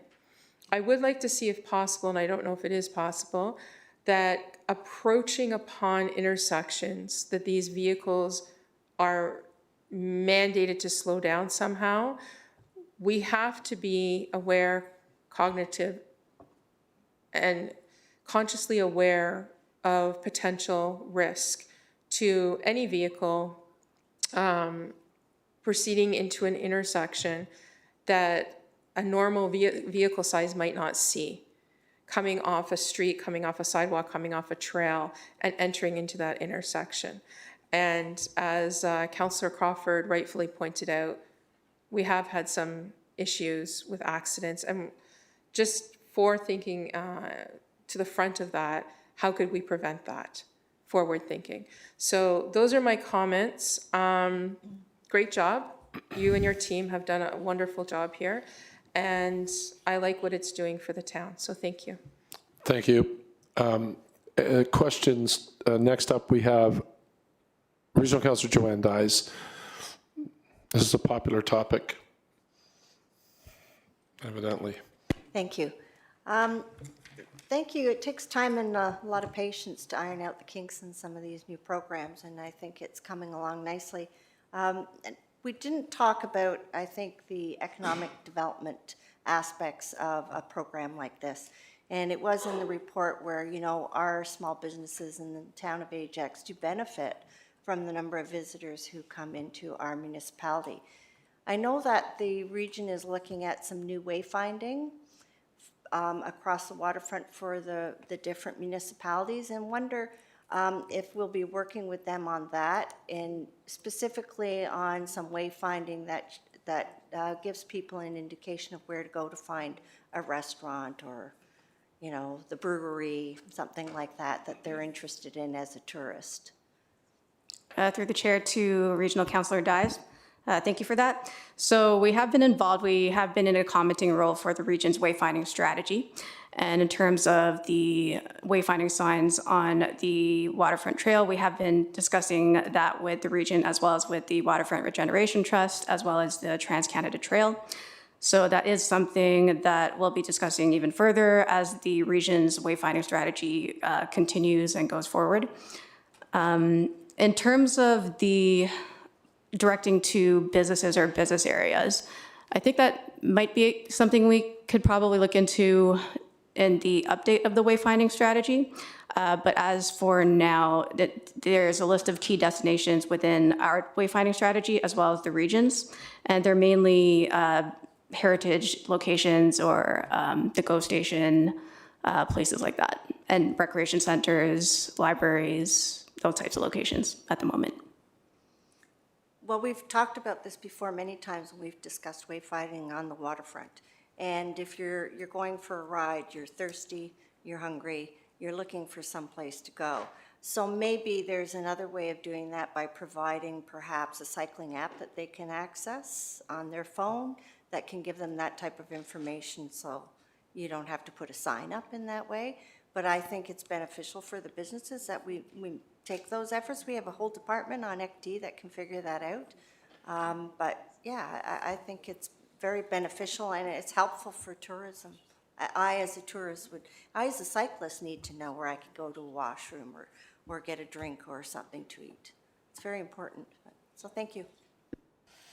Thank you, Regional Councillor Dyes. Watch this. I have a very simple question. What is the age limitation? I think it's in the report, but just for all of us listening at home and here today for the scooters, is there an age? 16 and above. 16 and up. Okay, thank you. Are there any more questions or comments on this? I need a mover to, the recommendations in the report. Okay, yeah, we'll do it with moved by Councillor Nancy Henry. If you could all vote, please.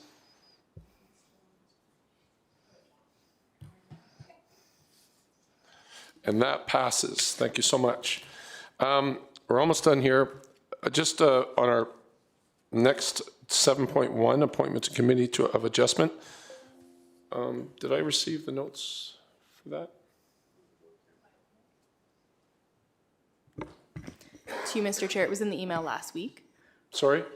Just in the email last week, so you're just asking so council. My question is, what I'm supposed to do is ask if there are any questions or comments in regards to the report that we all read. If there is none, then we don't have to go into camera. So that's good. Okay, this is no comments or questions by members of this committee, members of council. So now. Perfect. So to you, Mr. Chair, we have the one item on the agenda today being 7.1, the appointment to committee of adjustment. So if there's no reason to go into closed session today, we do have a motion on the floor. Can you cast that, please?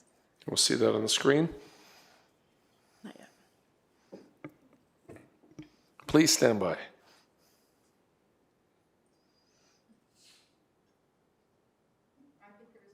Is that correct? No, sorry, please ignore the vote.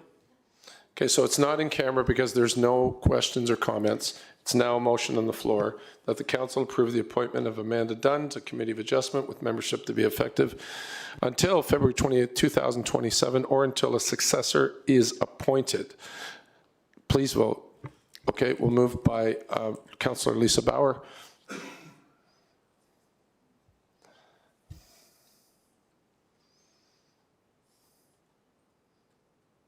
And that passes. Congratulations and thank you, Amanda Dunn, for your commitment and service to the town of Ajax.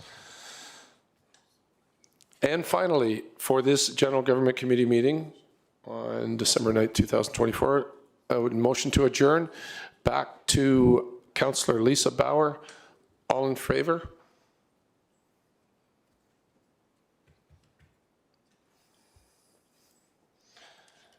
And that carries. Okay. Thank you very much, Mr. Chair. So we'll now take a 10-minute recess as we transition to our council meeting this afternoon.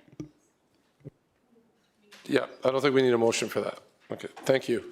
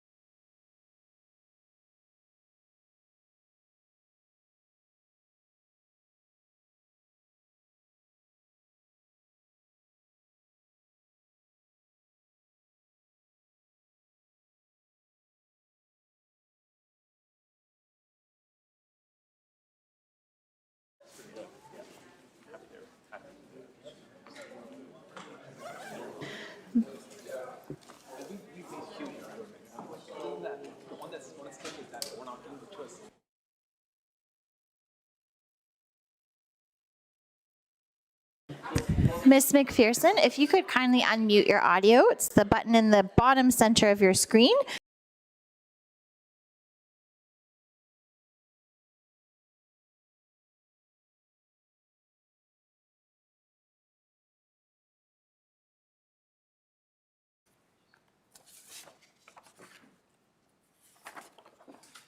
I'd like to begin this meeting by acknowledging that the land on which we gather is situated within the traditional and treaty territory of the Mississaugas, more specifically the Mississaugas of Scugog Island First Nation, signatories of the Gunshot Treaty of 1788 and the Williams Treaties of 1923. This land is and will continue to be home to the Indigenous peoples. Let us acknowledge the mistakes and traumas of the past through authenticity and support truth and reconciliation. Let us engage and celebrate Indigenous communities by being leaders of action and acknowledging the United Nations Declaration on the Rights of Indigenous Peoples and the Truth and Reconciliation Commission's recommendations towards truth and reconciliation. Let us keep these principles close as we continue towards truth and reconciliation and as we move forward with kindness and respect as a community. Does any member of council have any disclosure of pecuniary interest? Councillor Tyler Moore. Thank you, Your Worship. I'm declaring a pecuniary interest in relations to bylaws 8-1-2024 and 8-2-2024. My daughter works for the business that is currently operating on the affected lands. Thank you. Please note, Madam Clerk, any further declaration of pecuniary interest? Hearing, seeing none. Moving on to the minutes, moved by Councillor Crawford, second by Councillor Lee, that the minutes of the regular meeting of council held on October 18, 2024 be adopted. Questions? None, please open the vote.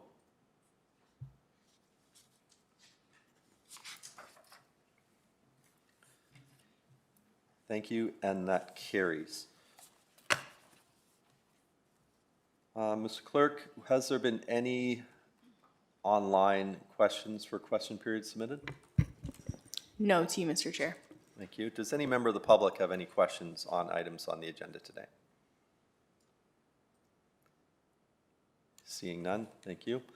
I am looking for a motion to suspend the rules, please, to allow an extra delegation, moved by Councillor Crawford, second by Councillor Lee, that the rules of procedure be suspended to allow a delegation by, and I'll call this delegation 5.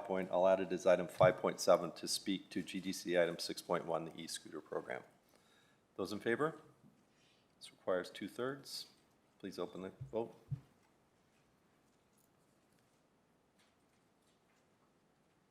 And that carries. Thank you. So we now have one extra delegation. Moving on to our first delegation, community input, opening of Ashbury Boulevard / Range Road, Francis Gunn, Ajax resident. I believe this one's online? No? Oh, there you are. Please state your name, sign in, and you'll have 5 minutes. Sure will. I'm Francis Gunn. I'm signed in.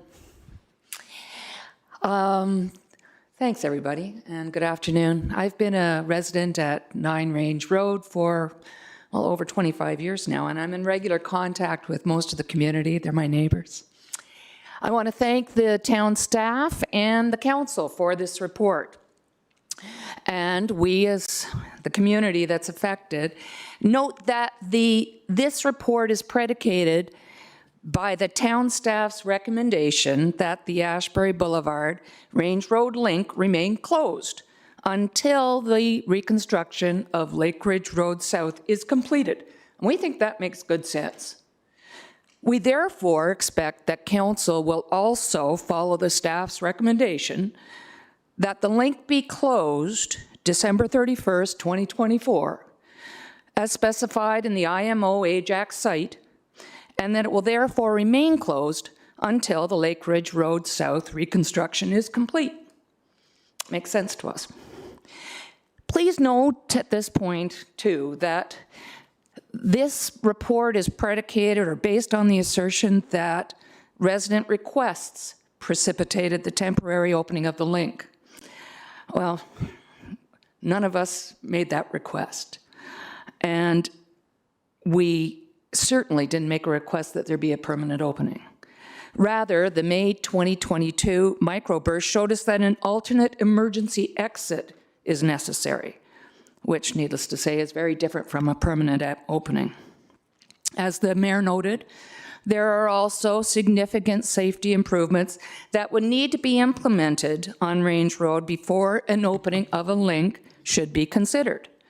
All of the residents, pedestrians, and cyclists using Range and Lake Ridge roads encounter significant safety issues. Here are some notable considerations about safety and the data collection analysis process, which should be incorporated in any future discussions around potential openings. Firstly, our experience is that Range Road is a year-round pedestrian route, which presents significant safety considerations. COVID produced an interesting development for our community as folks from across Lakeside and Durham region coalesced to become avid walkers and cyclists, using Range Road as a direct link and a direct route to the Cloakout Lynn Shores Conservation Area, and also as a walking loop to Ontoro Boulevard and the Great Lakes Waterfront Trail. We're all walkers there. And during this temporary opening, we have all experienced a myriad of safety issues presented by the current state of Range Road and Lake Ridge. And I can tell you, every morning my neighbor, Claudia Huang, who'd be here if there hadn't been a change in the date, walks past my house with her 2 twins and their dog, and I can't count the number of mornings they've ended up in my ditch. I've ended up in my ditch, and all of us have ended up in the ditch on Lake Ridge numerous times, all the time, because the shoulder's very small, the cross-section and the ditches are very steep, and there's no posted speed limit or related speed enforcement, no traffic calming measures, no pedestrian, cyclist, traffic measures, and no considerations for the significant wildlife population in the adjacent conservation area. However, we note that this report provides scant data and information about the pedestrian use of Range and Lake Ridge roads. The only data cited was derived from observations taken at the trail crossing located at Ashbury Boulevard. A more thorough analysis of the pedestrian and cyclist use should be considered as a major usage pattern of Range and Lake Ridge roads. Secondly, as you might expect, the lack of safety measures increases motorists' propensity for speeding on Lake Ridge and Range. Although the report identifies an increase in the average speed on Range Road, it also identifies a reduction of speed on Lake Ridge Road since the temporary opening. And I've got to tell you, we all looked at this data and went, what? That's not making sense. So we kind of did a reconnaissance about our recollection of when the data was collected at that intersection. And we noted that the September 17th to 19th data collection on Lake Ridge occurred pretty close to the intersection of the 2 roads. Now, as you would expect, if you were going north on Lake Ridge, off Range, you'd just be getting your speed going. You'd be going fairly slowly. However, what we can all tell you, if you're coming south on Lake Ridge and if you're doing the speed limit, you're going to be passed at least once a day. And by the time the person that passes you gets down to Range Road, you can't see their headlights. So we're thinking, oh, they're booting it down Lake Ridge. And we all kind of went, aha, the data's aggregated for the north-south traffic on Lake Ridge. And therefore, we're looking at this analysis going, that's not the situation. Consequently, we've got issues with the data that's used in the analysis included in the report. It doesn't reflect our collective experience during this temporary opening. Other community members will share their perspectives and experiences. Hi, will this take off my time, Mayor? Your time is already a minute over. I want to ask how many more points you have left. Just a conclusion. Go ahead. Thank you, thank you. You're going to hear others, lots of perspectives and experiences, including their concerns about the environment. I mean, after all, it is a national heritage system area. What you're going to hear are consistent calls for the link to be closed as promised on December 31st, 2024. For the link to remain closed until after the Lake Ridge Road reconstruction is complete, and that significant safety measures are put in place on Range and Lake Ridge roads before a link is opened. Thank you. Thank you for your delegation. Stay there for 1 second. Does any member of council have any questions? Ms. Gunn? I'll try and frame it in a question, because I had this conversation twice already today, a couple of times with Councillor Bauer over the last week. The improvements, this is kind of a bit of a chicken and the egg thing, because without, part of the reason why we open this, or do you recognize that part of the reason why we opened this was to get those numbers to see whether the investment on Lake Ridge Road was required, if there was enough traffic volume to require spending the $15 million it's going to cost to upgrade Lake Ridge Road. Were you aware of that?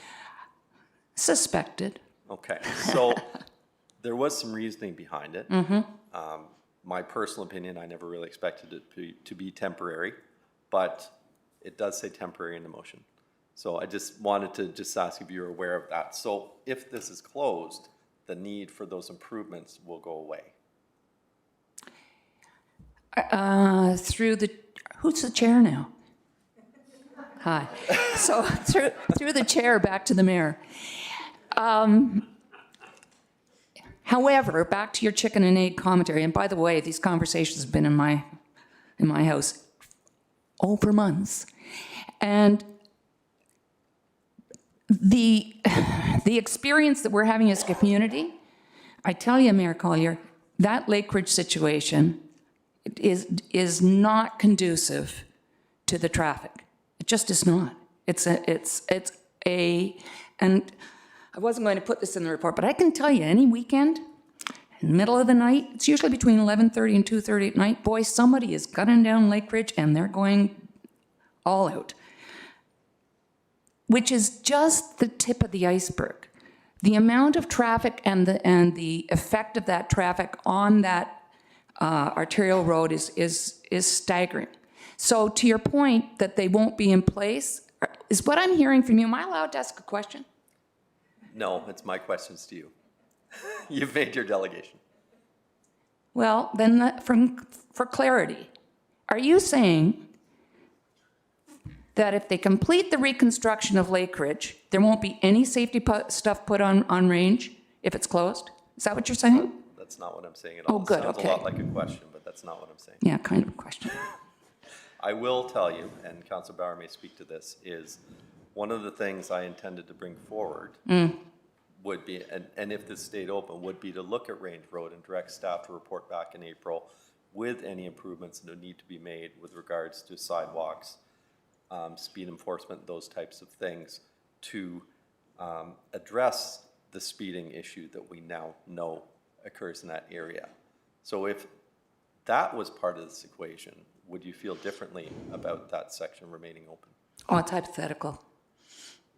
Well, it's not. I wouldn't be able to say it this time. I'd like to. I have the motion prepared. It's not hypothetical. The motion's prepared? Yeah. Does it outline what kind of changes? No, it directs staff to report back to us in April with what would potentially be required. I want to ask a friend. Well, it's fine. We'll just pretend it's hypothetical. Thank you so much for your delegation. Councillor Bauer has a question. Thank you. Thank you, Mayor Collier. Yes, I just wanted to clarify your statement. I guess we did have a lot of differences with that temporary opening motion, because it clearly was my intent for temporary to collect the data and not to determine if the requirement for Lake Ridge upgrade was a requirement. It was to find out where in the long-term capital budget it would fit, if there was room for movement to move it forward or backward, not ever to decide if it was required. Because it is required. That is the Town of Ajax Road. We have standards, and all the other roads meet those standards. Lake Ridge does not, and Range meets some of them. It's not completed, though. I just want to make those clarifications. Thank you, Ms. Gunn, for coming to delegate to us today. Thank you. You're welcome. Thank you, Mayor Collier. Thank you. Our next delegation, 5.2, reconsideration of plans to open the roads. Kim McPherson, Ajax resident. I think this one is online. Yes. Yes, I'm online. Thank you. You'll have 5 minutes. Please make your delegation. Thank you, Mr. Mayor. I'm here today as a citizen concerned about the proposed permanent opening of Range Road where it intersects with the multi-use path at Ashbury. I've lived at Hoyle and Ashbury for over 20 years, and while I've always known that the road may be opened, and even sometimes wished for it for convenience sake, after experiencing the reality of it, I really must strongly object to it. I know firsthand how busy that pathway system can get, especially during the summer months when kids are out of school and more people are out enjoying recreational activities.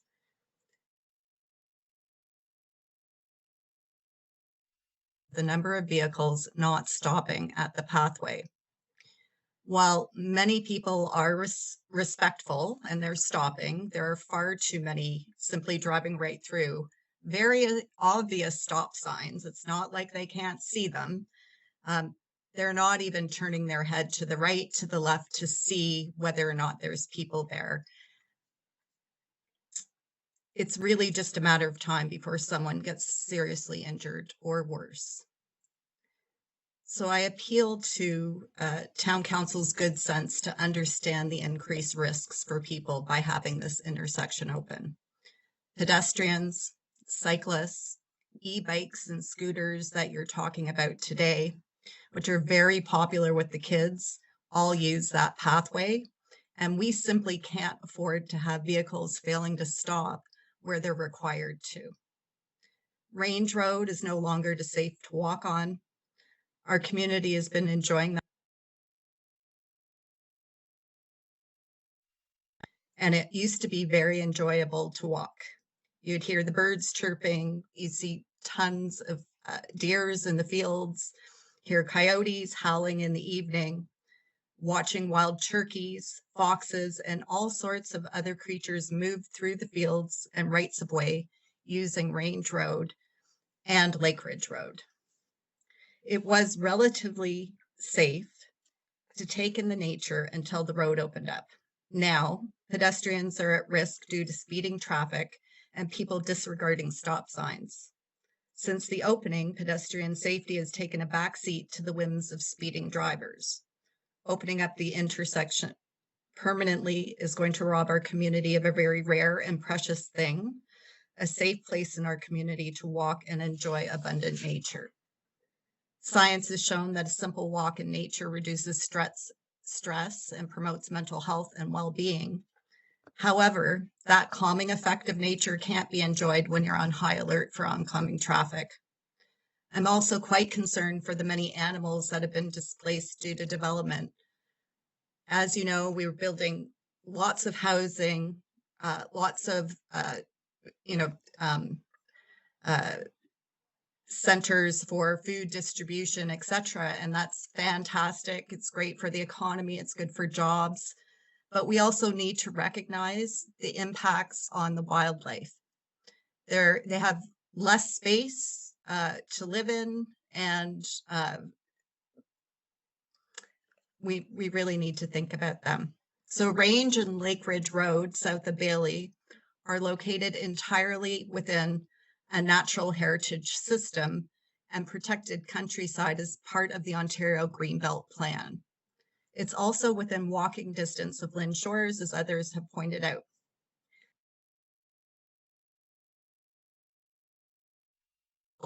In search of food and shelter. The opening of the roads through the traffic is in direct opposition to the objectives of the Greenbelt Plan. Some of the specific objectives of that plan are to support the social needs of rapidly expanding and increasingly urbanized population, to promote linkages between ecosystems and public lands, to control urbanization, and to ensure that development of transportation proceeds in an environmentally sensitive manner. Leaving the roads closed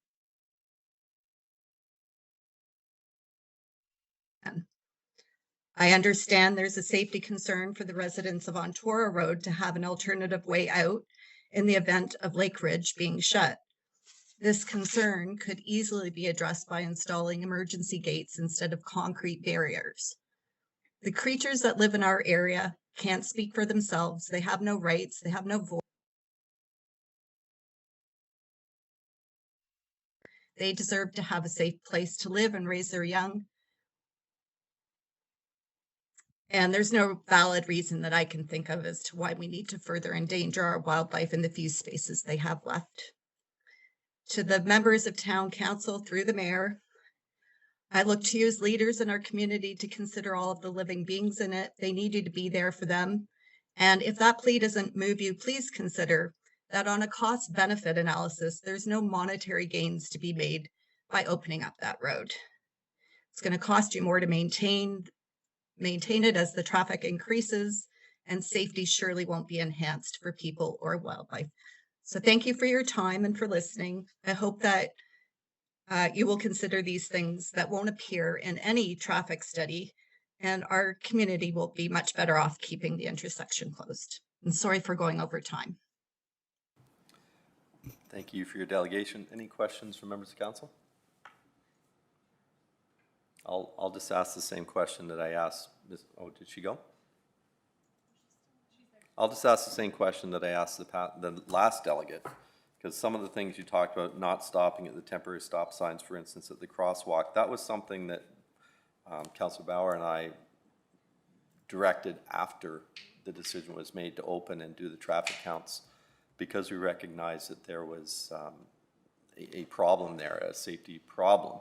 It's not necessarily what would be there permanently. It was, as it said, a temporary stop sign, just to, if there was a more permanent way to address that, a proper way to address that, and if there, as I said in the past, a way to address the pedestrian being sidewalks or whatever, directing staff to report back to us in April with what would be required to make that stretch safe, would that change your opinion in any way? It would not change my opinion insofar as it's not going to address the issues for wildlife and therefore safety for vehicles. So one of the requests I had made to town council too is to increase awareness of deer. We have dozens of deer living in the field between Lake Ridge and that path. So, you know, it would be great. I mean, if at the end of the day, that's the decision to open it up, it would be great if you could make pedestrian walkway, because I know you put stop signs and people are not stopping at it. Okay, no, And you've answered my question. It's a matter of time. You've answered my question, Yeah. Thank you. Oh, Councillor Bauer. Thank you, Mayor Collier. And I see that perhaps you're going to ask that question to each delegate. I think it would be more transparent to ask that question about a report coming to council with any recommendations being, it would have to be considered in budget discussions. So we could put that forward, but that doesn't mean it's going to happen. It would be part of the budget process. I think that's a more fair question to ask these delegates.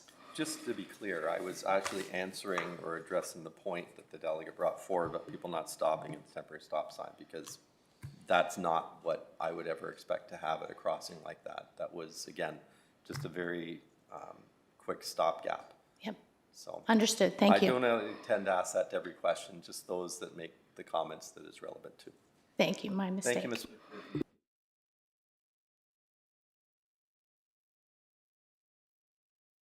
Our next delegation, 5.3, safety and viability of Range Road, Ashbury Road opening. Christy Boyd, Ajax resident. Please come forward, sign in. You have 5 minutes.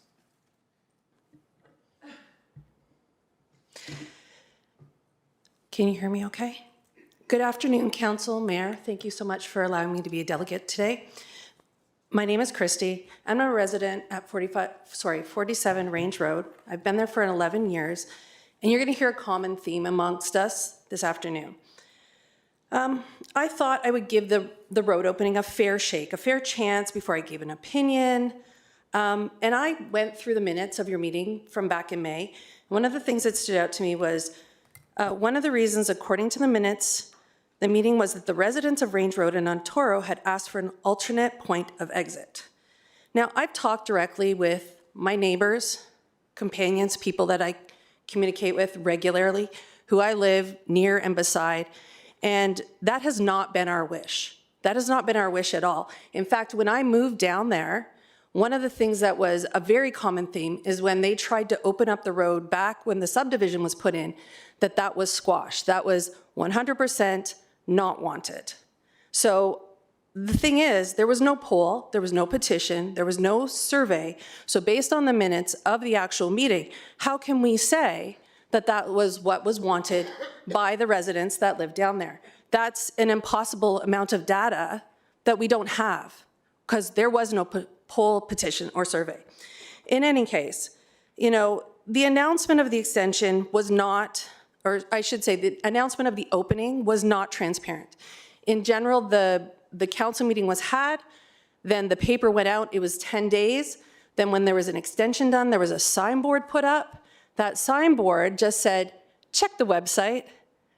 It could have said, we're gonna keep it open till the end of the year, till December 31st. And that isn't what was done. So there's been a lack of transparency from my opinion and from my thought process. And the notice of the wording, when you went to the website, was to collect data to assess usage, volume, and overall system performance. Now, the town had June, most of June, because it opened on June the 7th. They had all of July, all of August, and all of September to collect that data.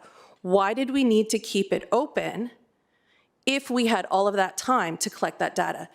The particular data assessment that was put out on the 17th of September and was taken back down by the 19th of September. And I know this 100% because I finally sent my email to the town on September 19th. So I know this. And the other thing is when I sent in my email, although I did not ask a direct question, my email was about 3.5 pages long. Nobody got back to me because I didn't ask a direct question. But my concerns were very valid and very fair, and someone should have said to me, at the minimum, I hear you, we are looking into this, we're coming from somewhere in regards to this temporary, maybe possibly permanent opening of the situation. I'm trying not to get off topic and I'm trying not to run out of time, but the reality is that the safety is very, very important. Not only is it the wildlife, because we have TRCA down there, we have CLOCA down there, Ducks Unlimited is down there. We've already heard that it's an Ontario Heritage System area. In a matter of 48 hours, we saw 8 animals struck and killed, and I sent in an email about that at that time as well. We have never seen, that's unprecedented. We have never seen that. We might not see that for an entire summer. I have had to flag people down because they are going to strike a deer that they can't see because they are speeding so fast down that road. My own son, who was standing in my driveway, was almost struck by a vehicle because they're driving so fast and they don't see a pedestrian. And then they swerve. And I have the widest driveway in that section of the roadway. On top of that, I myself have had to jump in the ditch more times than I can count to protect myself. The people that are used to urban driving are not used to driving in a countryside or a rural road. This is a rural road. Up until just under 3 years ago, this was a gravel road. And even though it's been paved and you've drawn lines on it, doesn't make it any less a rural road. People who are used to curbs and proper stop signs and whatnot, they can drive that way, but you cannot, 100% cannot drive like this down here. Range Road has become a raceway. Every night, we've heard it as well, we hear people frequently racing their cars down our road. It has gotten to be ridiculous. Any of the data that you've collected cannot, 100% cannot tell you what the people, the pedestrians, the wildlife, people that commonly use this, that data cannot tell you what we're going through. There is no way for you to know. And I just don't think that there's been enough transparency from the town in regards to how this is rolled out. And I honestly don't think that you've given us enough of a consideration to be perfectly honest.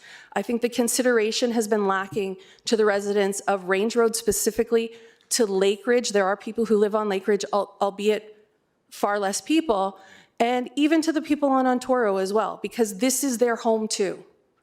And I don't know, I know I've gone over, I apologize for that, but I feel very strongly that we should not be opening this road the way that it's been done and how it's rolled out. I thank you so much for your time.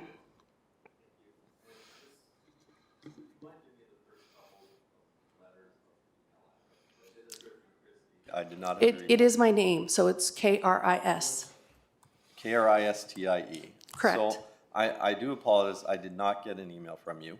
Not to you specifically, I'm talking to the IMO, so when Okay, you send in the, yeah, not to you specifically, so it's not about you responding to me, it's about the fact that because I didn't ask a specific question in there, I felt very disregarded. Fair enough, fair enough. I'm pretty good at returning those, so. 100%, for sure, for sure. I'm just for there was nobody in here, I'll get to you in a second, Councillor Henry. I'm just gonna read this.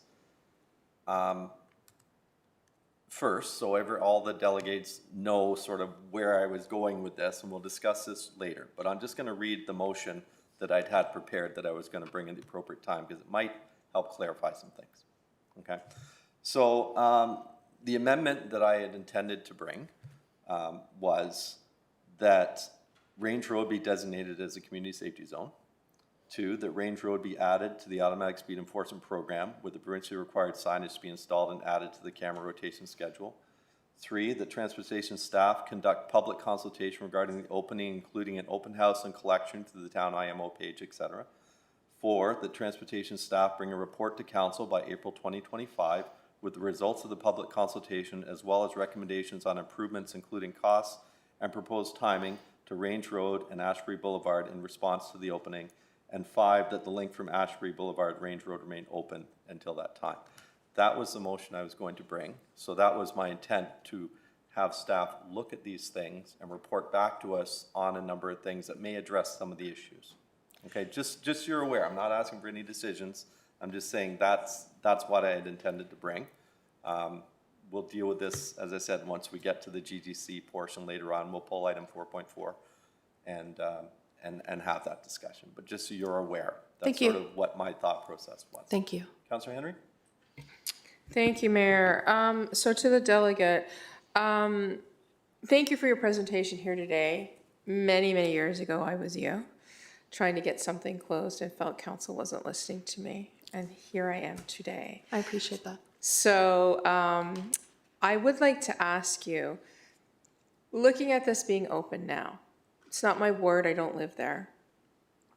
I defer to Councillor Bauer and Councillor Dyes for a lot of information with regards to Ward 3, unless I go down and take a look myself at the ward. Let's say we close this up, and I do understand it was temporary. And I always thought it was odd that when it came before us, it said temporary, because I thought, why are we doing this temporarily? But, you know, it's not my ward, and the powers that be want it temporary. That's what we're going to do, right? So let's say we close this now. And you folks are down there, you know what our winters are like, and you know yourself, I remember seeing South Ajax group, Lakeside group, all these Facebook groups. A couple years ago, ice storm came, power down. You folks were trapped 3 days, I believe, if I'm not mistaken. 5, but Was it 5? It was 5. Yeah. It and wasn't. You couldn't get out. So let's say we do this closing of this road, and I'm thinking, I always like to go worst case scenario in my thought process, right? Because we don't want to see you down there trapped away from the rest of us. We love you. We want you, you know, to have access to everything we do. What happens at that time? Is in your thought process, you're thinking, okay, you've closed it, now you remove the temporary barriers to let us out for that time period, and then you close it back up and we go back to our regular business? Is that your thought process? So I can address that, and I kind of got a little bit, like I took a little S-curve there when I was talking. So one of the things is the temporary barrier was removed when we did, and it was the microburst when so the ice storm was a less amount of time. The microburst in June or May of 22 was 5 days. That's how long we ran our generator for. And so the temporary, the concrete barriers were removed. I've lived down there 11 years. That is the only time we've ever had to ask for something to be removed. There are other members that are here today, or other constituents that are here today that have lived there longer than I have, and they could attest to if that's ever happened in the past for them. And I'll be honest. So it's not an ongoing thing, it's a one-off that happens It's every so often, and Kim had said it, and I had it in my wordings as well.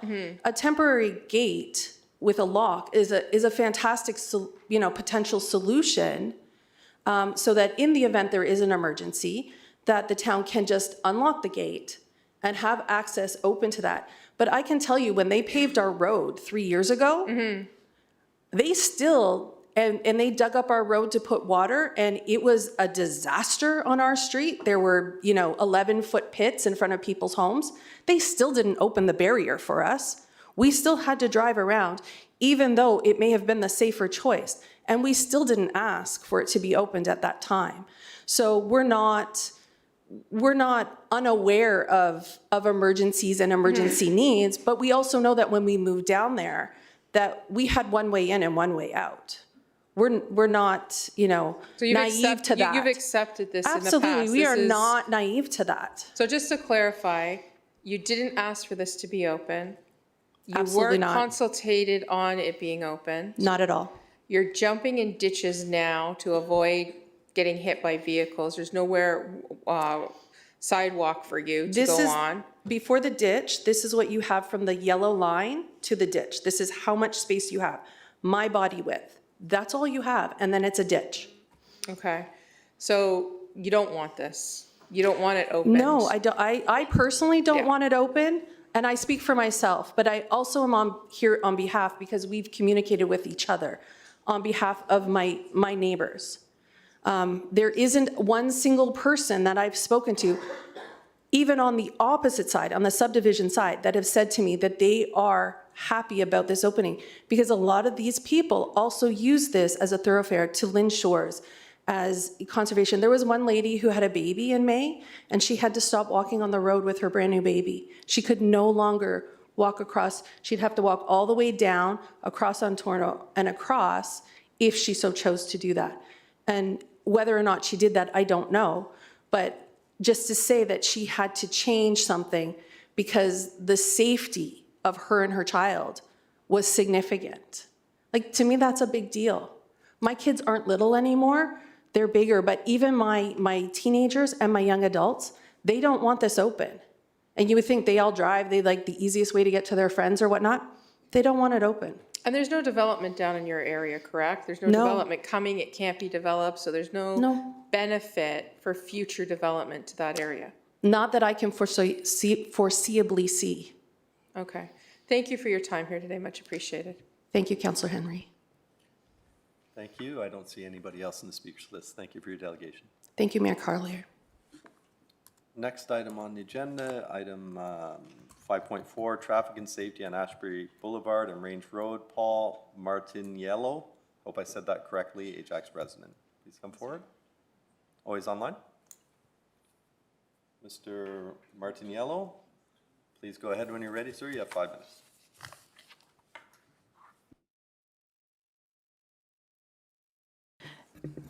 Mr. Martiniello, if you could just reminder to press that bottom center button in your screen. No, we still can't hear.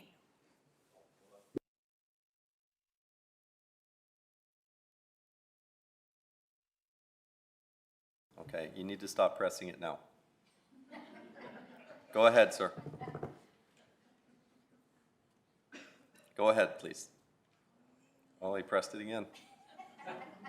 Okay, I'm going to activate it. Don't press it again, Mr. Martiniello. It'll turn red. Go ahead.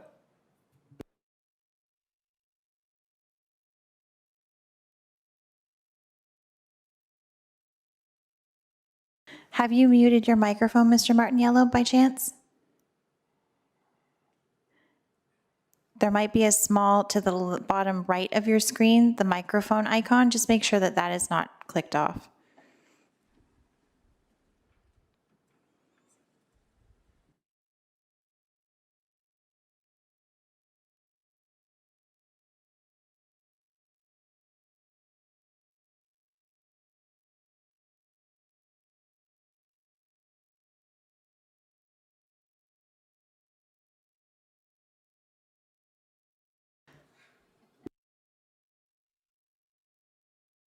Okay, Mr. Martinello, you might have to check your audio settings. That should be on the far left-hand side of your screen, just to make sure that your microphone is actually connected to the interface.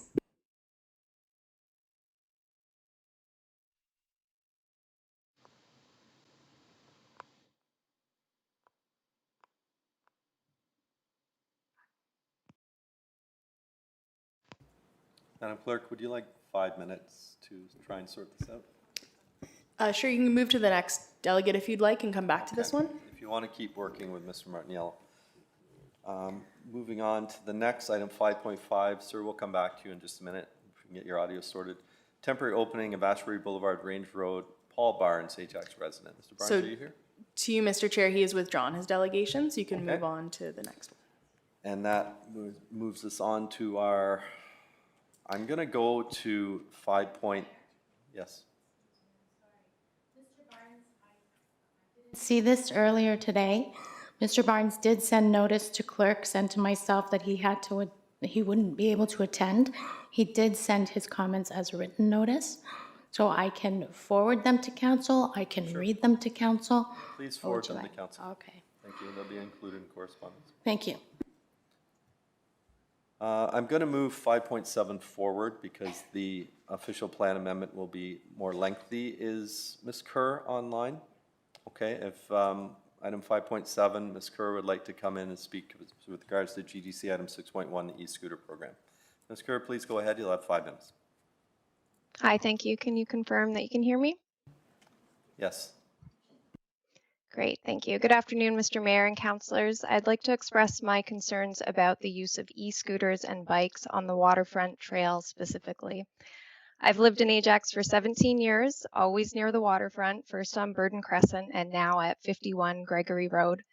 Both houses were chosen specifically because of their proximity to the waterfront trail. They didn't start out as great houses, but they had that location. The path used to be a place for peaceful walks and exercise and reflection, and unfortunately, it's now like a small highway that favors e-mobility users over families, seniors, and children. The waterfront trail that once caused us to buy our home in beautiful Ajax might now be the reason we would sell it and move away. What I'm most sad about is that my 8-year-old daughter can't use the path safely. We've done the bike riding lessons and tried to maintain it, but time and time again, she gets scared, she gets cut off, there's too much traffic on the path, and we give it up and go home.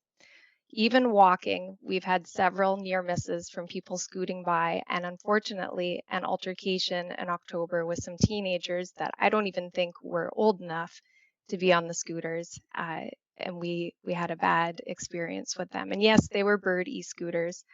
I would submit to you that people who actually own and maintain their own e-scooters are more experienced and more respectful riders than the one-off Bird e-scooter riders.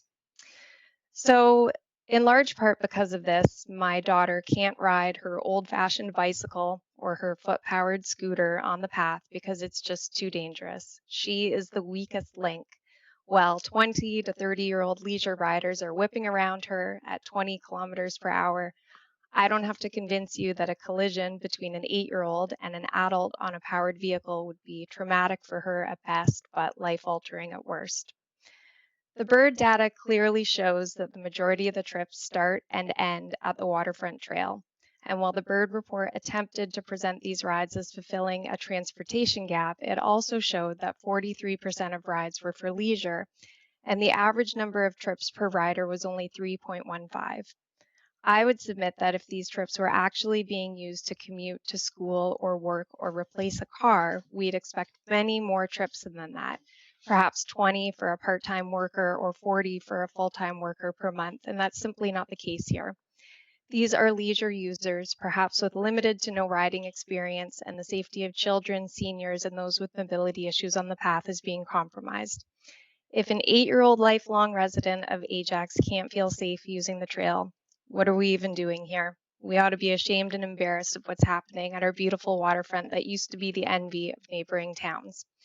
So I urge you to consider banning e-scooters and bikes from the waterfront path specifically, not the roads. If adults choose to go on the roads, I think that's their own prerogative. But let's return the waterfront path to the peaceful place it used to be, recreating a safe environment for children to exercise and families and seniors safe on the waterfront trail if this pilot is continued.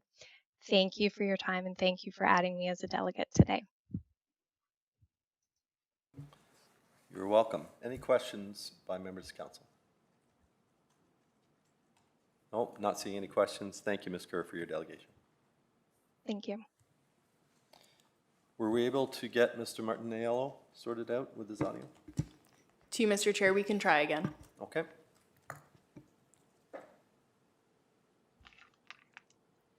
Mr. Martinello, can you hear me?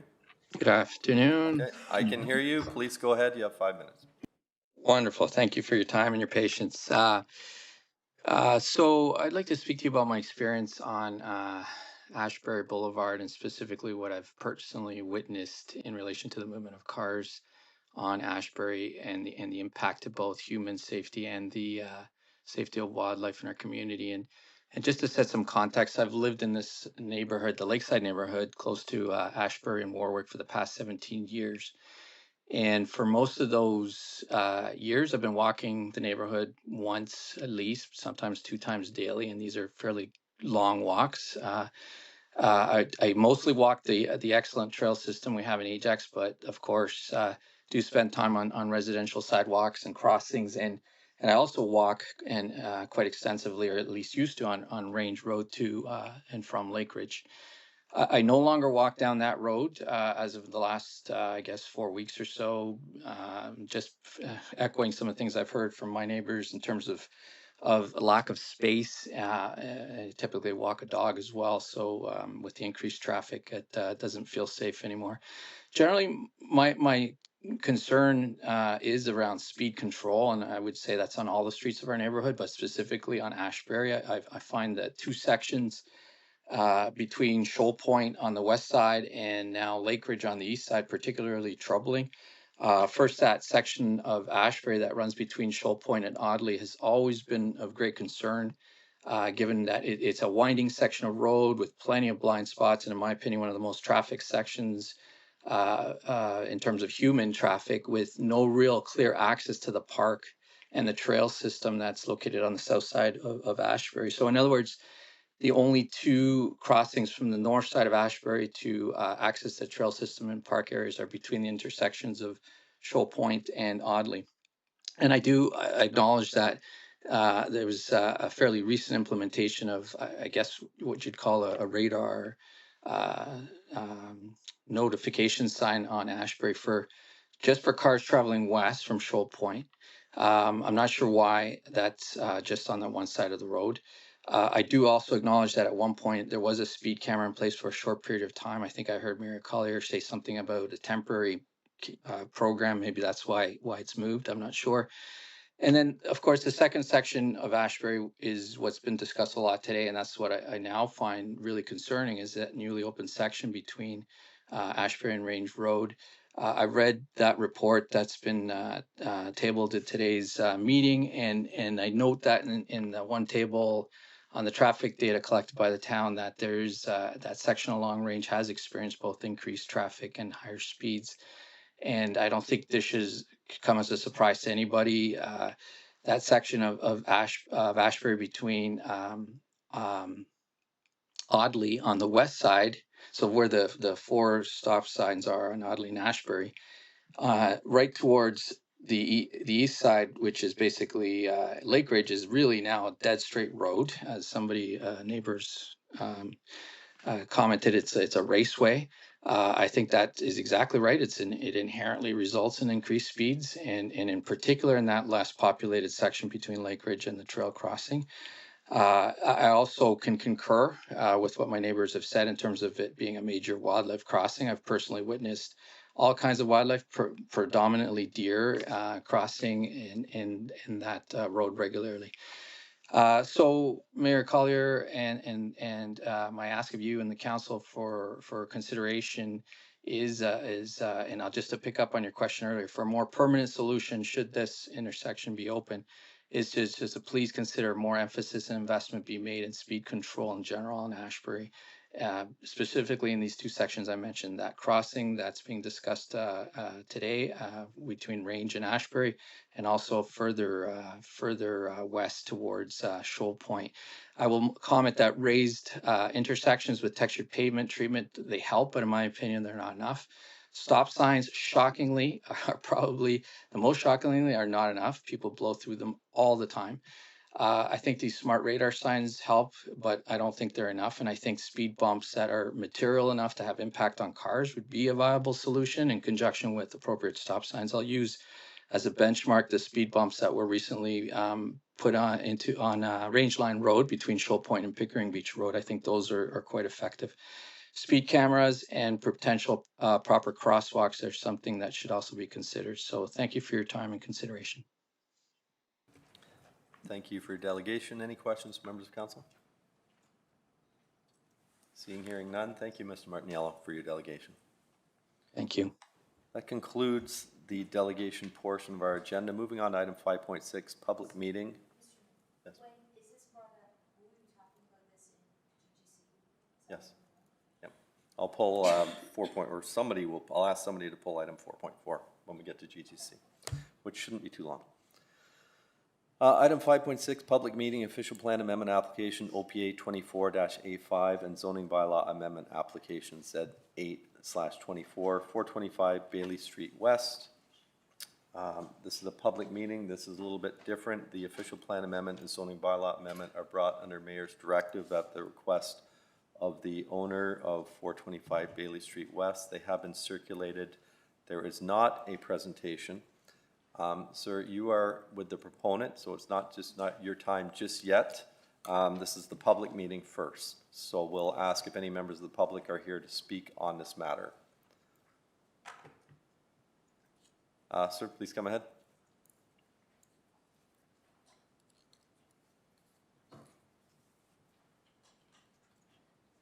I think we know who you are, but please state your name, sign in, and you have 5 minutes. Council. We have property immediately south from proposed land, so in such sense we are one of the affected by proposed development. We're here to express our full support towards being proposed. We believe that this is a great project for the specific area because this area is intensification, and the way this project is envisioned is definitely creating transit-oriented and pedestrian-oriented community, which is in fact alleviating all the pressure from other established neighborhoods because it's directing majority of the new residents into this area right next to the GO station. So in this sense, just be here to express our full support for the proposed development. That's it. Any questions from members of council to Mr. Tarski? Hearing, seeing none. Thank you, sir. Is any other member of the public here to speak on this matter? Yes, sir. Please come forward, state your name, sign in. You have 5 minutes. Hi, my name is Frank Wong. I'm the owner for 275 Western Road, just north of this piece of land. I just want to express my supporting for this conversion from rezoning process. I have one concern about this piece of land because during this rezoning process, in this cross-section for Bailey and Weston Road, we're going to see from Max and Danny's land for a 60 tower to our development in the future for 4 tower, about 1,000 units of condo units, and also for this new land. So we just want to say that we hope the city and the region have enough support and also have enough public service. For example, the traffic counting measurement can support all supporting for can support all the future development for all this 3,000 to 4,000 units of the condo development. And I'm sure that we have enough sewer capacity, but we also want to make sure that for my friends, the owner for this piece of land, they can fully aware that the surrounding multi-thousand units of development. That's my opinion. Thank you. Thank you, Mr. Wang. Does any member of council have any questions to the delegation on this matter? I'll just point out today, just for yourself, members of the public, we're just dealing with the official plan amendment and the zoning bylaw amendment. Things like the traffic studies, sewer capacity, those other things are dealt through the site plan process. So those will be addressed as this application moves forward after, assuming this is approved today. Thank you, Mayor, and thank you for all the councilors. Thank you. Is any other member of the public here to speak on the matter in front of us today? Asking second time, third and final time. Madam Clerk, is there anybody online? No? Thank you. If the proponent is here and would like to come forward and speak on this, or their representative, please come forward, state your name, and you'll have 5 minutes.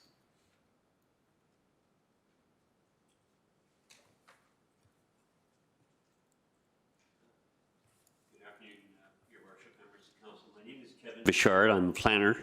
I'm with IPS Consulting Limited. Our address is at 3800 Stills Avenue West in Vaughan. I'm representing Van Dusen Realty Holdings this afternoon, and of course on their property, dealing with 425 Bailey Street, Western Ajax. I also have with me in attendance the project architect, Hordad Gandhari of Icon Architects. I'm well aware that the presentation or the mayoral directive is on the agenda, so I'm going to keep my presentation brief and focus on 2 things. One is a quick description of the application, and second, responding to a couple of the comments that have been, I think they will respond to a couple of the comments that have been provided.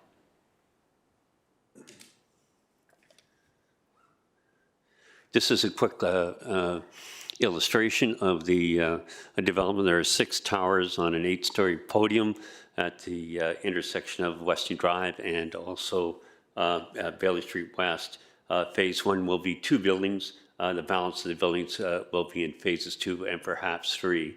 Ultimately, there will be approximately 3,700 units in the proposal. The first phase would be about 1,400 units, residential units, and they would be mixed in 1-bedroom, 2-bedroom, 3-bedroom units in a variety of units.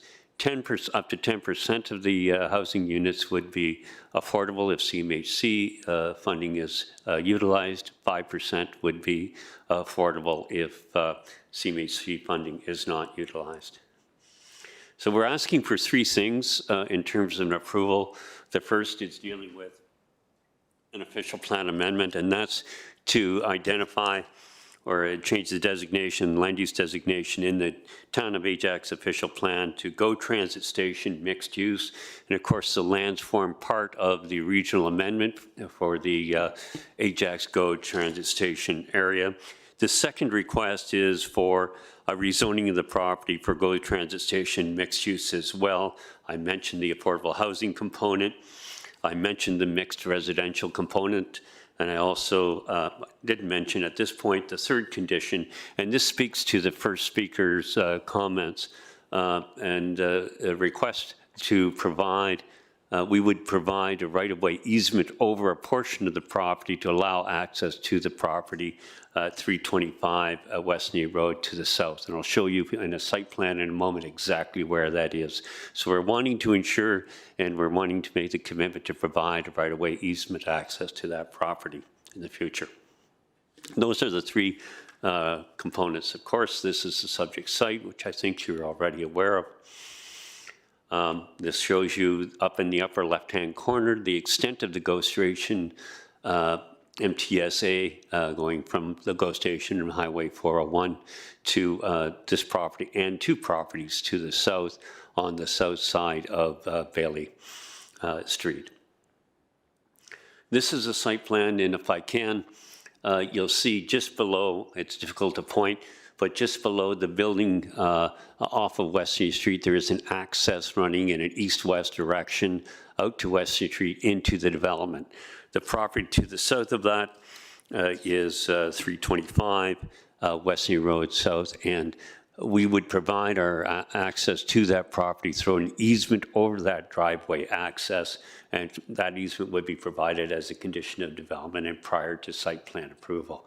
So we're ensuring not only that the driveway access is available to 425, but also to the property owner to the south. There is a second access further south, and it's shown conceptually, and it's recognizing that the MTSA and the lands to the south will be developed at some point and require more fulsome access. As the mayor has mentioned earlier, there'll be transportation studies that are undertaken to confirm the dynamics or the functionality of the road network and the servicing capacity commitments in this area.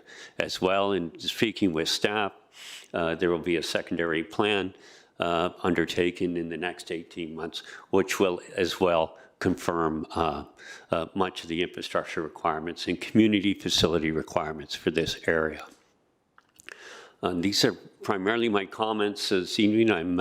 Or this afternoon. I'm available for questions and comments. Thank you. Thank you. Any questions from members of council to Mr. Bichard? Councillor Bauer. Thank you, Mayor Collier. Thank you for your presentation. So I did have some questions. So what we're seeing, this is just a concept plan, correct? So does that mean it could change by the time shovels are in the ground? Yes, we expect that it will change. It's been well thought out, I would add, through various studies that have been undertaken, a full range of studies, to give us a clear understanding of the intent.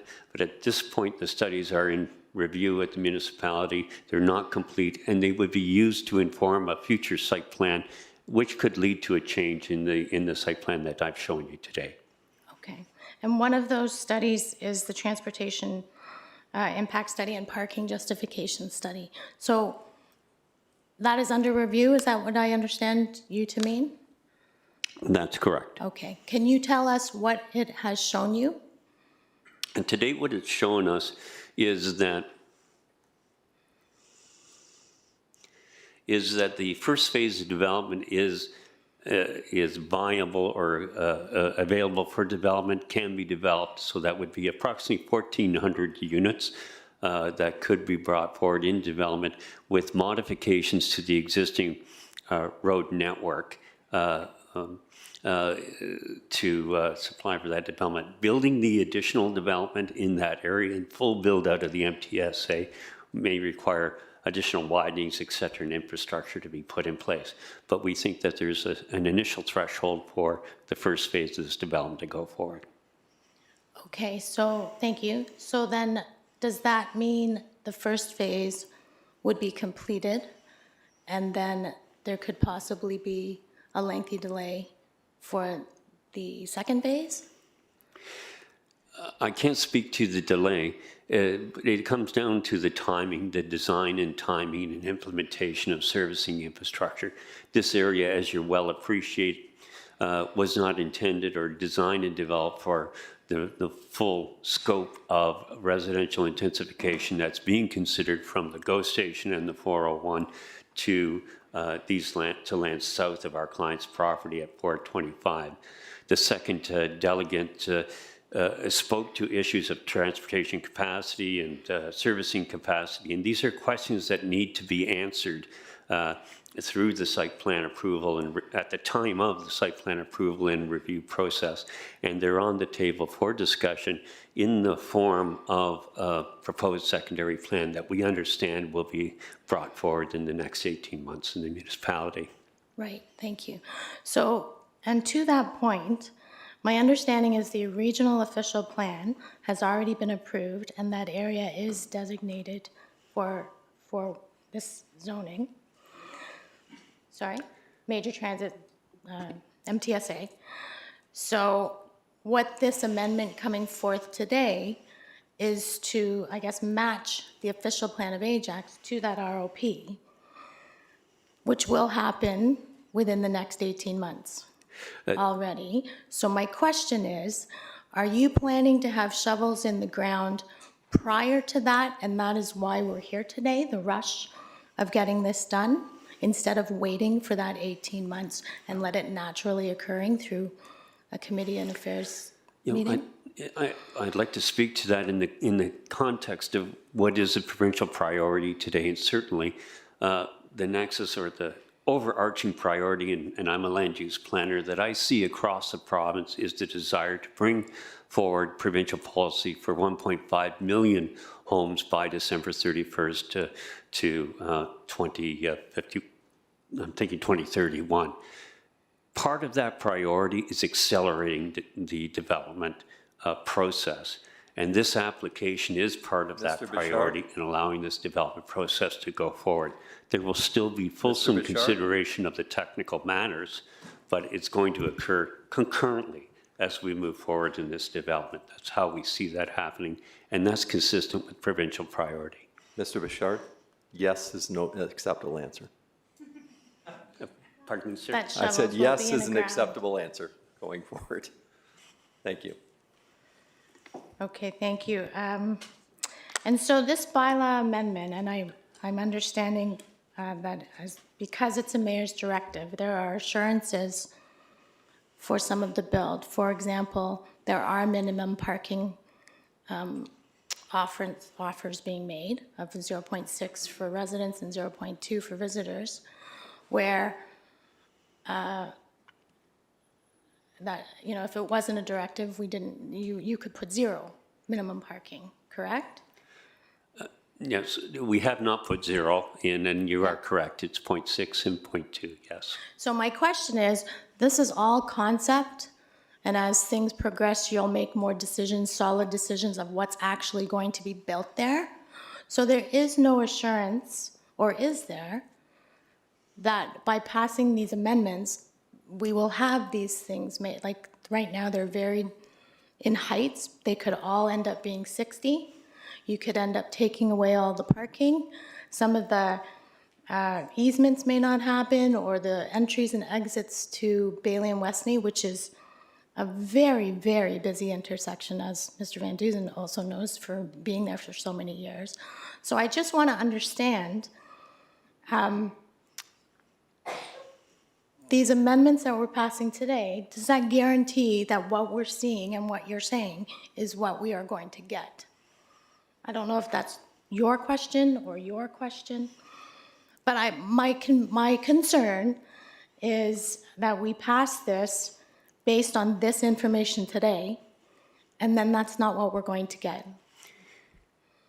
If I could, through you, Your Worship, certainly these are being approved are being considered as amendments to a zoning bylaw and official plan, so they will stand. And if there's any future modification to the zoning bylaw, it would have to come back to council for approval.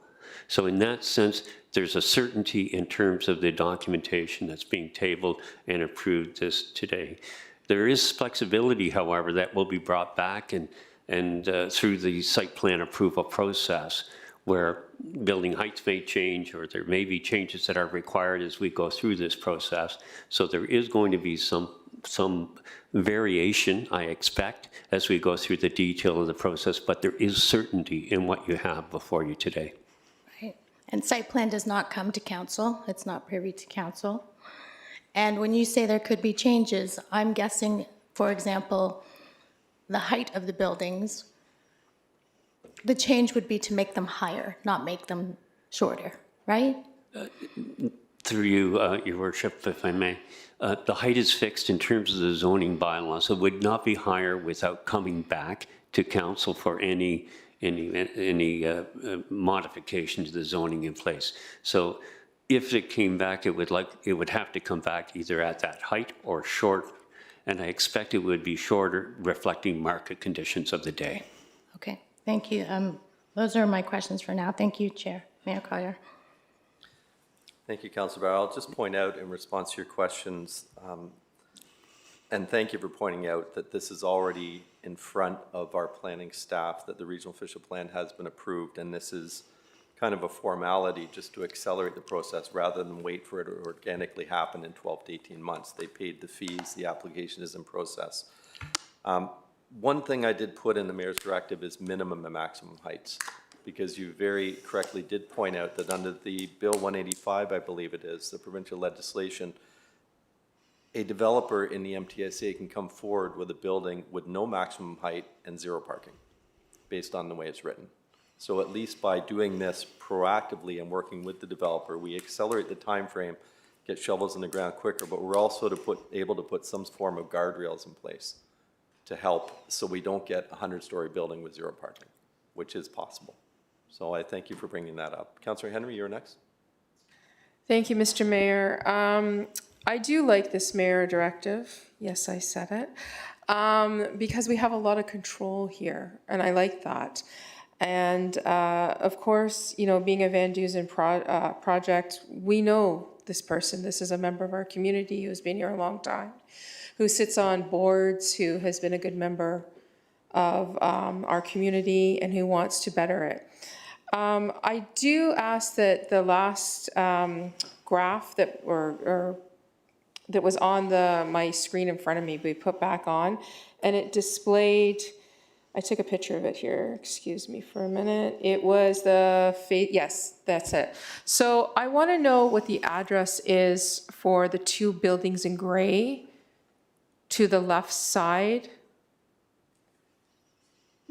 What are the addresses there? Because I can barely see them. I guess, if I may, through you, Mr. Mayor, 433 is the building immediately to the south, and that's 433 Westney Road South, and then there's 439 Westney Road South. So they're the two adjacent properties. So is it Shaw Court that is the road that's in between the two buildings? If I may, through council, to Councillor Henry, no, Shaw Court's further south. It's Shaw Court's where Tim Hortons is. Okay, because when I pulled it up on my map, you're saying 433 Westney Road? If I may clarify, just the addresses to the south of this property are 325 Westney Road South and 329 Westney Road South. My apologies. The next road you would come to along that side of Westney Road would be Fuller, which loops back down to the south to Clements, and then Shaw, and then Clements. Those are the three roads on the east side of Westney Road between Bailey and Clements. Apologize, because I'm just pulling this up on my map now because I'm trying to get a clearer vision on the scope of the land that's owned by Van Dusen in this project. You're saying that the building to just south of this project in the gray on the left-hand side of the screen is what number? 433 or 429? I'm going off what I see on the screen, and it appears to me, even with my glasses on and it's blurry, 325 Westney Road South, and then the other property looks to be 325. 329, I believe, or 239, pardon me?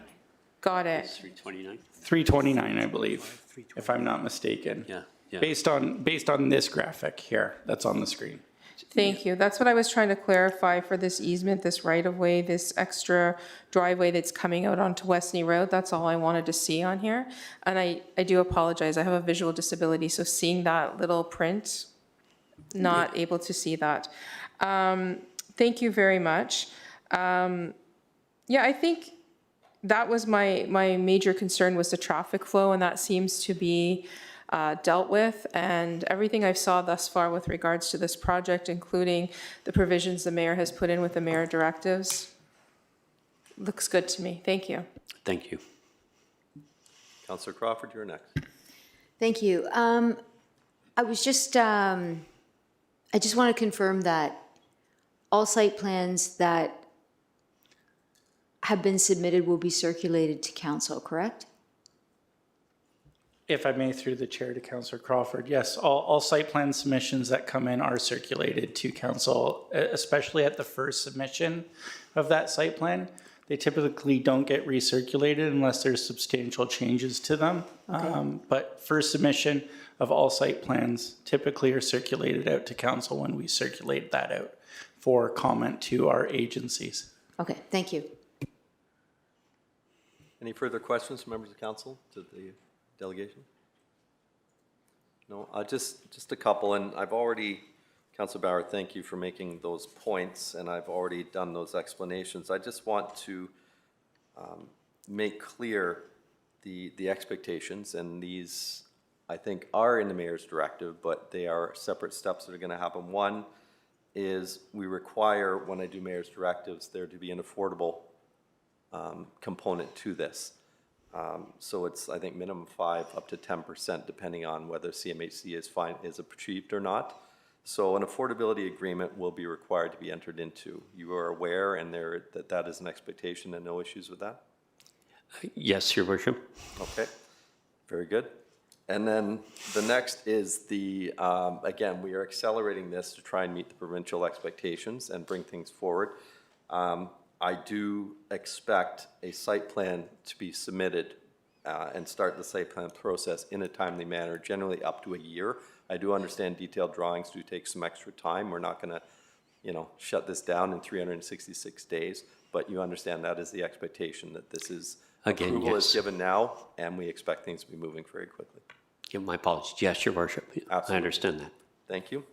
I don't see any other questions, so I guess we can, does anybody want to speak to this? Okay, let's open the vote. To you, Mr. Chair, we don't have a vote on the floor right now. Oh, I'm sorry, that's right, it's mayor's directive. We just go to the bylaw at the end. Never mind. Let me cut this off. Moving on to our next item on the agenda is matters of correspondence. So are there any polls on items of correspondence?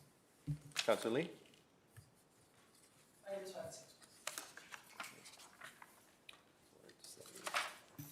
Organized. Items 5 and 6 from the City of Hamilton and City of Toronto. Thank you. Any others? Item 3. Councillor Bauer, item 3. Any others?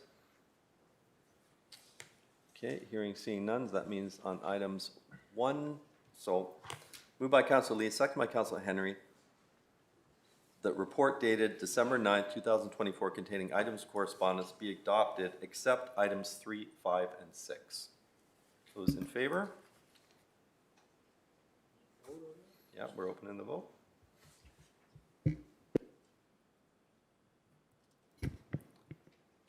And that carries.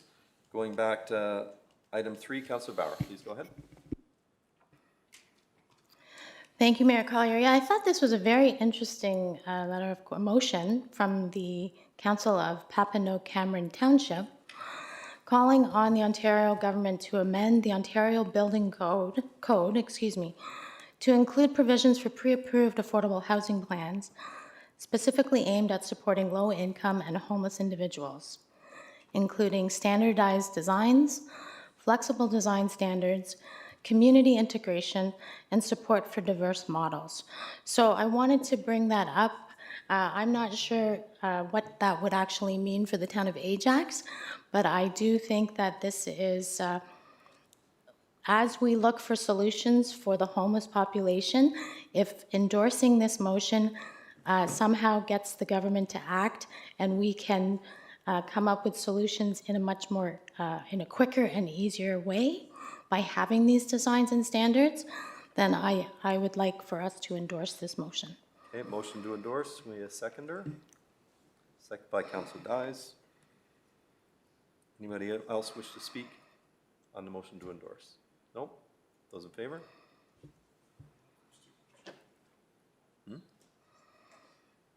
Thank you.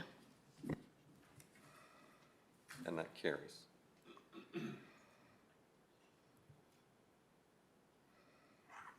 On item 5, Councillor Lee. I'm going to loop 5 and 6 together, if that's okay, Chair. They both deal with the provincial government restricting bike lanes. And I like the wording from the City of Toronto, respecting local democracy in cities. I think we all have our own legislative responsibilities, whether it's federal, provincial, regional, or municipal. I think we take a lot of thought, effort, and time and money to implement those policies, and to have them kind of on a whim overridden, just seems like poor use of money, time, effort, and it's really distracting from more important issues, if I may, such as overcrowded emergency rooms, schools being underfunded, our homelessness crisis which the big city mayors constantly speak of. So I just think, I would, say to the province that we are taking our responsibilities seriously. We would love for them to take their responsibilities seriously, and never the twain shall meet unless it truly is some sort of, unless you're funding it, right? But I think to remove, to not respect the democracy, it shouldn't even be a priority for them, I guess, long story short. So I'm moving to endorse 5 and 6. Thank you, Chair. Thank you. They're different motions, so I think we should probably do them separately. Different subjects, I believe. Hold on. Okay, we can do 5 and 6. So motion to endorse, can we get a seconder, please? Second by Councillor Crawford. Anything further? Those in favor?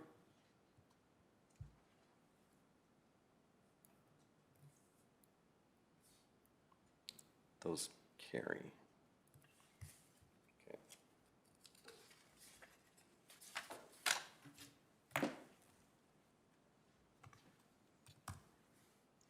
Back up to the top. Community Affairs and Planning, moved by Councillor Dyes, second by Councillor Henry. The Community Affairs and Planning Committee report dated December 2nd, 2024 be adopted. Questions or comments on the CAP report? Seeing, hearing none. Those in favor?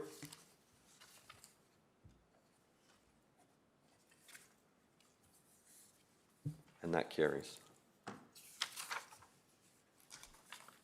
Moving on to General Government Committee. We have item, I know we're going to pull item 4.4. Can I get a mover to pull? Move, I'll go with Councillor Bauer and Councillor Henry to pull item 4.4. Is there any other items on the GGC agenda that we dealt with earlier this afternoon?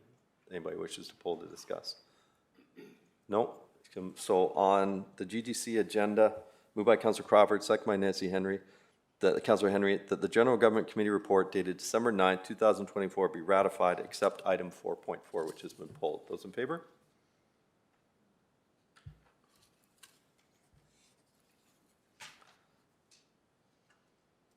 That carries. Item 4.4, Councillor Bauer, you pulled it. Please go ahead.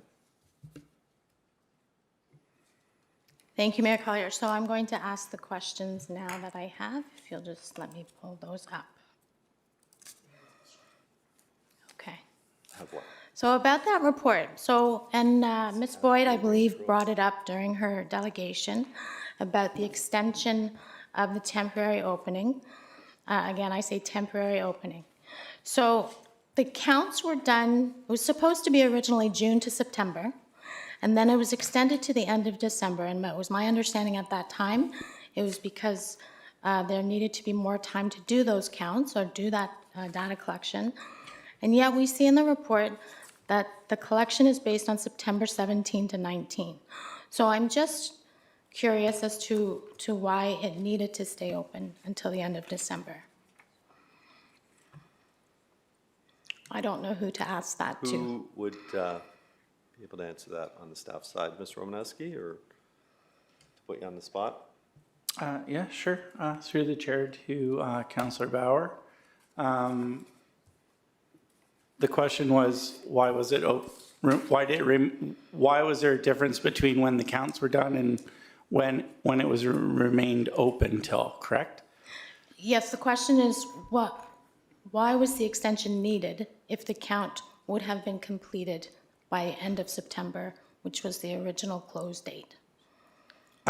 We kept it open based on, we needed time in order to gather the data. It's not like the counts are open, counts are closed. We still needed that time to process the counts from the end of September for the summer through the data collection, through our contracted service that does our traffic counts. So that information wouldn't have been available more close until the time of preparation of this report. So leaving it open to ensure that we still could understand the functionality and operation of that was why it was left open. And why you have a difference between when the data counts were and why we had it extended out to the end of this year. So from September 20th to December 31st, the road needs to remain open in order for, no, I don't understand that answer. Like the extension, is there more analysis that will be done that required the road to remain open? No further analysis is being done at this point in time. Okay. Okay, that's fine. Thank you. And I also noticed in the report there were comments noted from residents about speeding. And I know that this was a project that was posted on IMO. I would like to, and this was also a comment that was brought up by residents. So I just want to understand what was the process for all of those comments, because I don't believe that council received any of that information unless the resident emailed it to us as well. So I just want to understand what was the purpose of gathering that info during the temporary opening. Through the chair, I'll take a stab at this. First of all, I want to correct and mention that there was a bylaw change that extended the opening, and that was done in September by council. So the council made no, that. I clearly remember that. Okay, Thank yeah. you, Ms. McClarty. I'm just curious, at the time when I was asked about it, it was because we required more time to study, but I see that the study was done well within the September 30th. 100%, yes. So it was corrected. So the information was then assessed during the month of October, as Jeff said. There was a staff report prepared and ready in late November. So just so that from Jeff's perspective, I just wanted to be transparent with that information. And this was the earliest that we could come before council. In terms of the portal itself, we didn't want to not have a venue for people to ask their questions if they wanted to. This was not a public process. It wasn't for consultation purposes, so we wouldn't have been recording the information that we received through IMO specifically. Okay. And that's something new that I have discovered through this process, because that certainly would not have been communicated to residents who were using the IMO portal to submit their comments, thinking that they would be read or registered or compiled or collected. But it sounds like unless it was a specific question, it was not responded to. So not only would comments from residents about speeding have been submitted, there definitely would have been comments about the danger, the increased danger to wildlife, the increased litter, the definite danger to pedestrians and cyclists. So I guess this has enlightened me to realize, and I don't know at what point this should come, maybe at a different meeting, but any project that is posted on IMO that will come towards council for a decision, at the least, those IMO comments should be circulated to council. Where would we make that change? Through the chair, I would need direction to do that. That's not the premise of IMO, unless it's a specific Planning Act item where those information is definitely funneling to council or any other open public consultation process. If there isn't, if the process is not going under any mechanism for us to collect that and then communicate that and share that with council, I would need separate direction for that. Okay. Should we give that to you today or at a different meeting? Councillor Bauer, that would require another motion and Okay, I can do that. to be able to do it, so. I can save that for another Let's meeting. save that one for another day. Thank you. And then I just had some comments about what the report showed. So I think it's a package deal, really, Range, Lake Ridge, Range. So because the temporary opening of that road for what I supported was for 6 years. I have heard from residents about when is that road opening? And the answer has always been staff doesn't recommend it, as previously mentioned, until Lake Ridge has had that reconstruction. We don't know what will happen on that road. So this really was a temporary opening to collect that data and see actually what it would show. It has shown speeding increase and safety concerns for drivers and pedestrians and cyclists on range, and I'm not sure I understand how it could show a decrease in speed in Lake Ridge. Unless there was where the placement of that sensor was, or, even the width of these roads. Lake Ridge is a very narrow road. It's 6 meters wide to 6.7 in some sections, as stated in the report. The other roads surrounding it, and I'm guessing most of our roads in the town, the standard is 8.5. So there's quite a difference in the condition and the safety of a rural road. So I just wanted to make that comment. There is no question there, other than drivers who don't typically drive on a road like that. Maybe we do need to consider education on how to drive a rural road, especially roads that have no lights, no shoulders, no sidewalks, no curbs, and stop signs that were there that really are not complied with, temporary stop signs or permanent. And just as an FYI, I was down there. I live in South Ajax, so I've been in those areas many, many times over the years.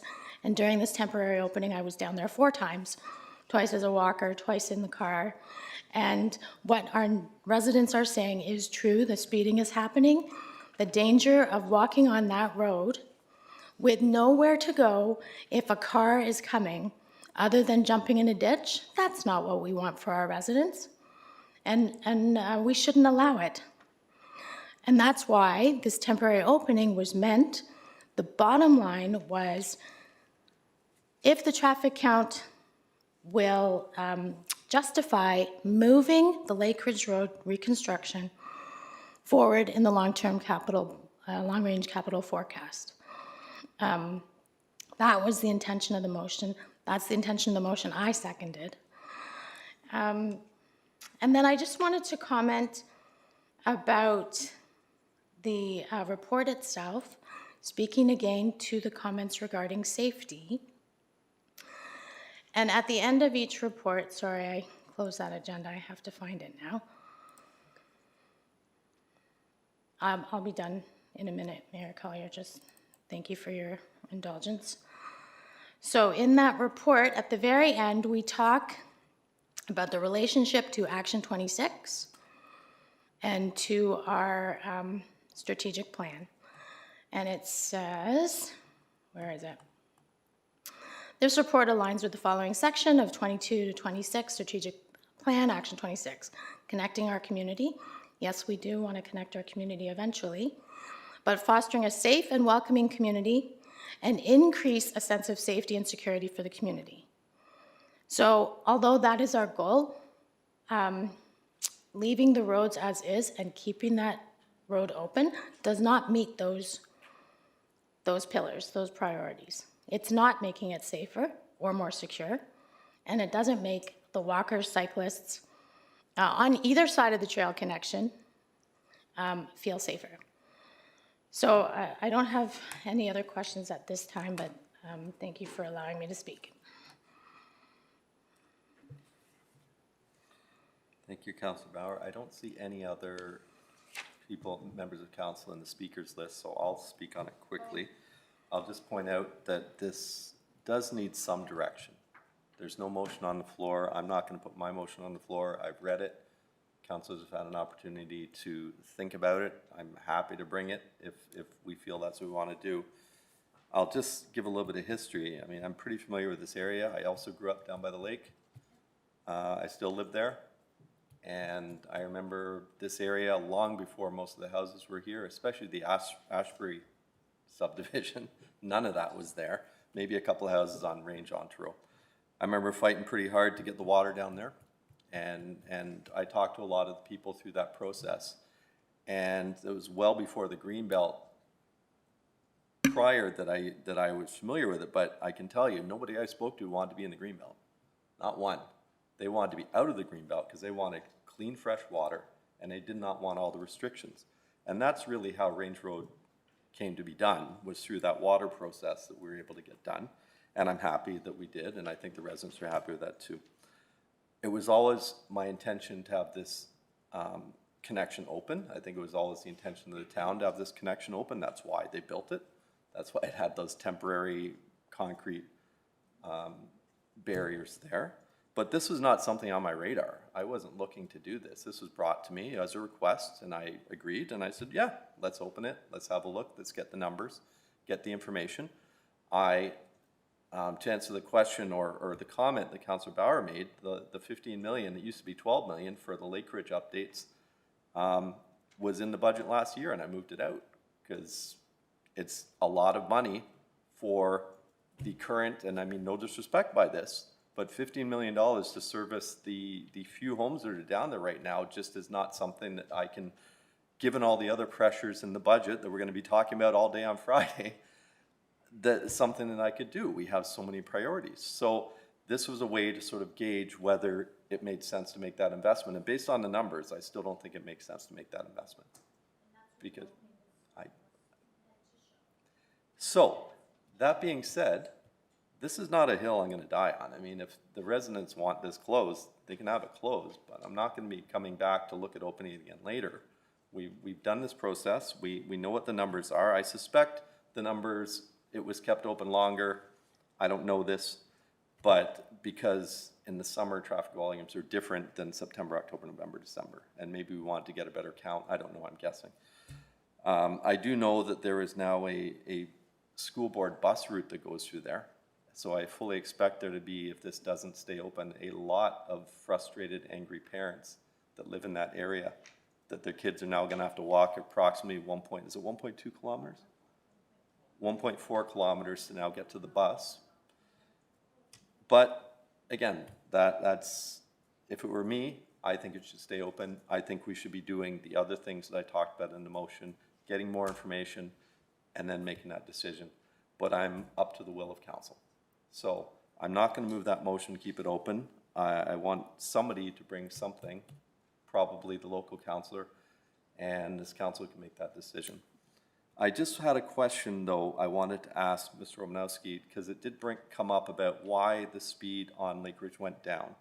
And did Mr. Duval have any, or sorry, did Duval, Mr. Pandya have any information or any reasoning why? Because I found that very odd that those numbers would actually go down. Yeah, through the chair to the chair, and Duval's here to answer any questions or supplement what I say, but imagine the speeds on Range increase because it's fresh, new, brand new road, lines, etc., flat surface.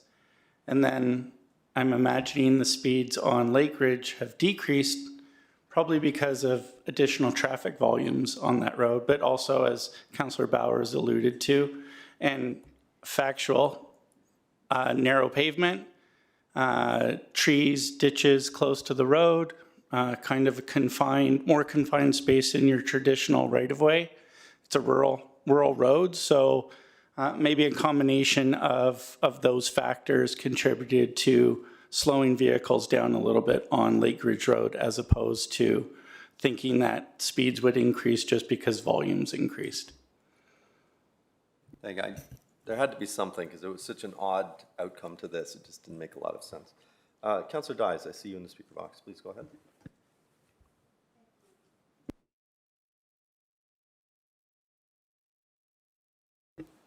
It's not. Okay, thank you. You answered my question. So I've heard arguments for and against, and one of those arguments for opening it back up was to allow that traffic to be able to go out on Lake Ridge. However, Lake Ridge still needs repaving. And we know that Whitby is going to be resurfacing part of Lake Ridge Road as well. Do we know what the time frame is with that? Are we even speaking about doing it in conjunction with them? Through the mayor to Regional Councillor Dyes, the current timing in the long-range forecast is to do the design work for Lake Ridge in 2027. Construction is forecasted for 2029, and that's for the area south of Bailey Street. Whitby and the region of Durham have the responsibility north. Thank you. Thank you, because what I'm hearing today is that, the residents here don't want it reopened. That's what they were told from the get-go, from the start, and that's what we said would happen, and I think it should remain so. Thank you.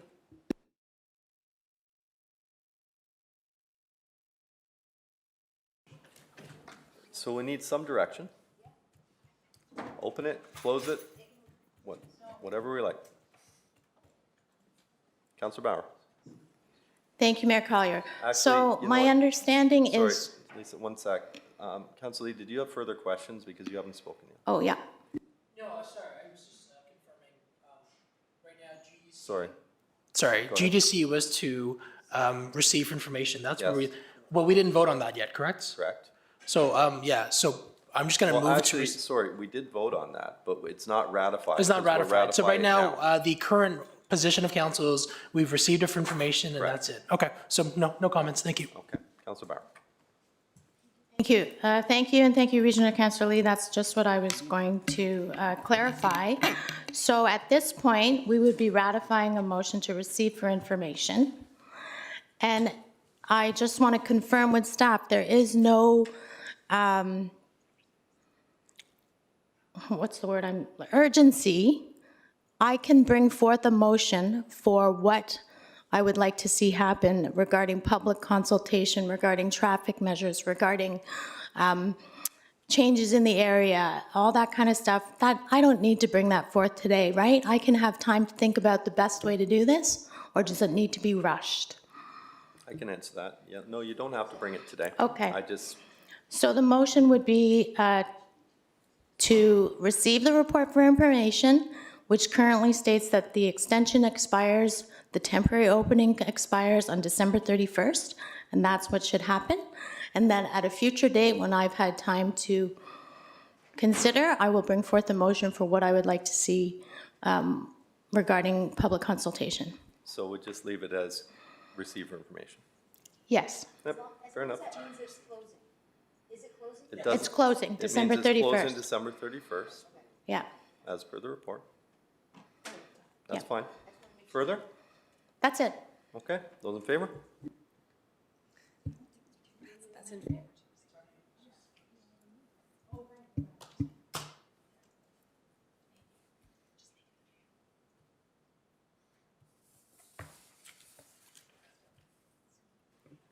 We're just waiting on one vote. There you go. That carries. Okay.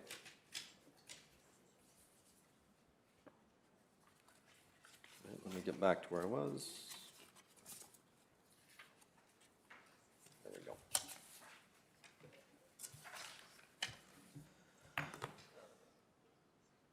Departmental reports, item PDS 2024-30, Affordable Housing Development Charge Exemption Agreement, moved by Councilor Tyler Moore and second by Councilor Bauer.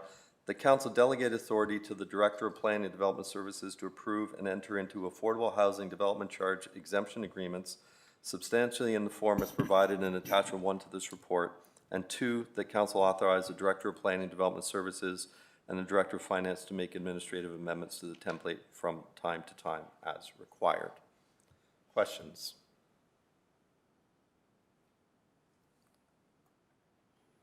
Councilor Bauer, just before you start, this is delegated authority. This is an affordability agreement that's been developed. I think we got it on Monday or Tuesday. Yeah. From our lawyers, and it's one that's going to be used for every development going forward that has an affordable component. Yes, So and we'll I am in favor of that. I have one question. Just to clarify. Go I ahead. know, you were worried about that. So my question is, what happens after 25 years?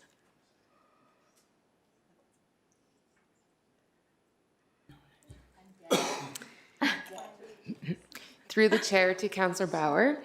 After the 25-year window has expired, the owners would have fulfilled the terms of the agreement and then are free to sell the property or do, as they wish with the property. Okay. And the fixed, the rent amount that's contained in the bulletin, does that change throughout that 25-year term, or are we talking the same rental rate for a 25-year period? Through the chair to Councillor Bauer, so that bulletin will be updated periodically by the province. So we are anticipating that it will change over time, but there has been no communication on the frequency necessarily. Okay, thank you. Those are my questions, Mayor Collier. You're very welcome. Anything further? Hearing, seeing none, please open the vote.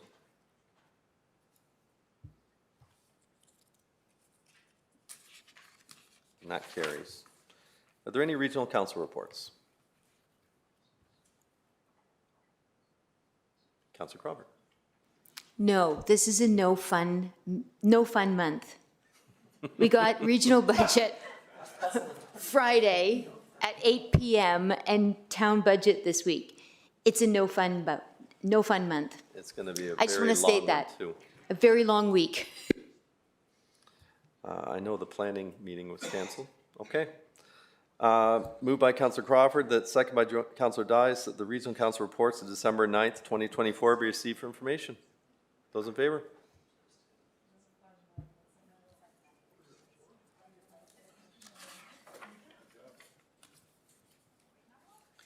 Is there any business arising from notice of motion? No? Moving on to bylaw, sorry. Councillor Bauer? Okay. Moving on to bylaws. I'm pulling item 82-2024 and 84-2024, being the zoning bylaw amendment for 425, to put in the amendment that's been asked for by the proponent, and 84 for the community benefits charge bylaw to move the amendment that was brought forward with regards to the medallion. You all received an email by Sean McCullough on Friday, I believe. So other than 82 and 84, are there any polls from the bylaws? To you, Mr. Chair, it's 81 and 82 would be for the OPA and ZBA? We need to change both to add that easement? No, but they need to be pulled because of the strong Okay. air power vote. So we'll pull 81, 82. Oh, and sorry, I forgot, Councillor Tyler Moran's conflict, so we'll, and 84. Okay. Moved by Councillor Lee, second by Councillor Dias, the bylaws number 80-2024 to 83, bylaw 83, 2024, and bylaws 85 to 88, 2024 be read a first, second, third time and pass. That's excluding 81, 82, and 84. Questions on the bylaws? Nope. You can vote on these. We excluded the ones you have a conflict. Those, open the vote, please.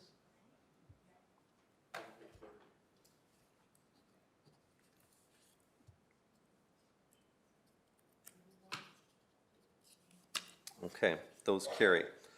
On item 81, I don't believe we need the amendment on the zoning, on the OP application. So on the official plan, because it's brought forward by mayor's directive, it's subject to the 1/3. Any questions or comments on the official plan amendments? No, open the vote, please. You're not voting, you're declaring a conflict. Yeah. You can choose conflict.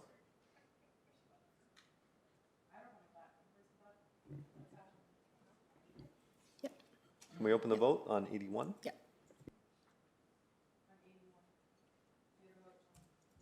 There we go.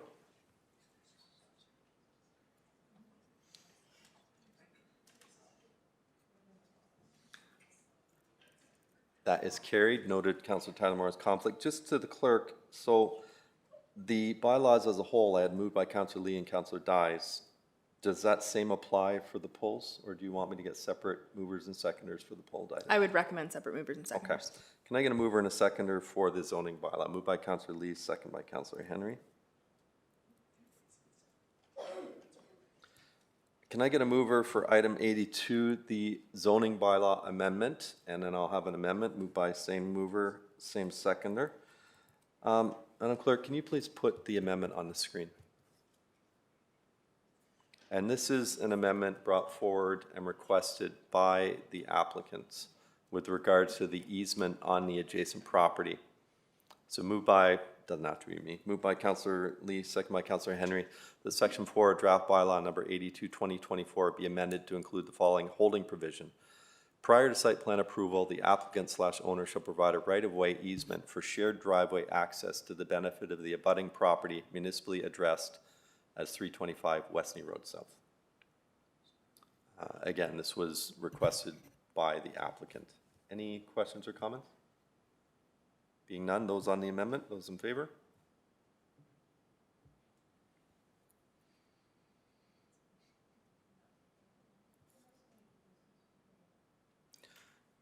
That carries.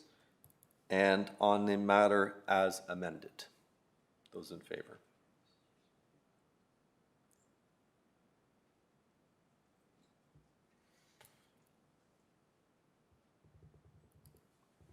And that carries. Moving on to item 84, which is a community benefit charge. Again, I need a, well, can you put the amendment on the screen, please? This is as per Mr. McCullough's email, moved by Councillor Tyler Moran, second by Councillor Bauer. That the motion be amended by adding the following: Section 7 of the Community Benefits Charge bylaw be amended to add an additional exemption as follows. Item I, as residential or mixed use on lands with an agreement approved under a community improvement plan prior to this bylaw coming into effect. And I believe that only applies to one, which is the Medallion development at the Pat Bailey Square area. And this is just because there's an existing agreement, not applying this as there's an existing agreement that's about 15 years old. Those in favor of the amendment?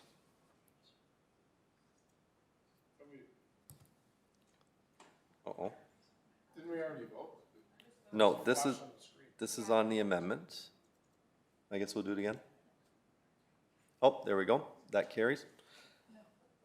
That doesn't carry? That carries. And on the bylaw as amended, please vote.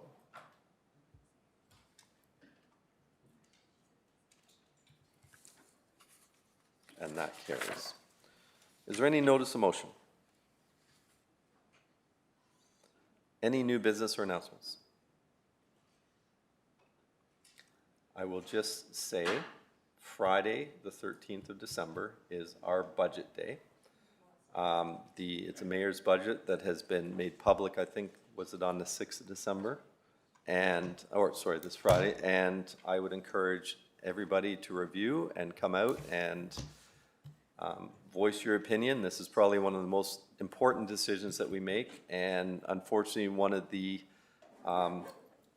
less attended meetings that we hold, especially given its importance. So I do want to stress that. I do see a lot of comments online after the fact of people that didn't come and voice their concerns, and it's much more effective to come and tell us what you think than it is to resort to social media to express your displeasure after the fact when it's a done deal. So I'll just make that public statement. Anything further? I did the confirming bylaw. Oh, sorry. Confirming bylaw. Uh-oh, sorry. I went off script here. There we go. Moved by Councillor Bauer, second by Councillor Lee. The bylaw number is 89-2024, being a bylaw to confirm the proceedings of the Council of the Corporation of the Town of Ajax at its regular meeting held on December 9th, 2024, be read a first, second, third time and passed. Those in favor? I'm sure that will carry. That carries. And finally, moved by Councillor Crawford, second by Councillor Henry, that the December 9th meeting of the Council of the Town of Ajax be adjourned. Those in favor?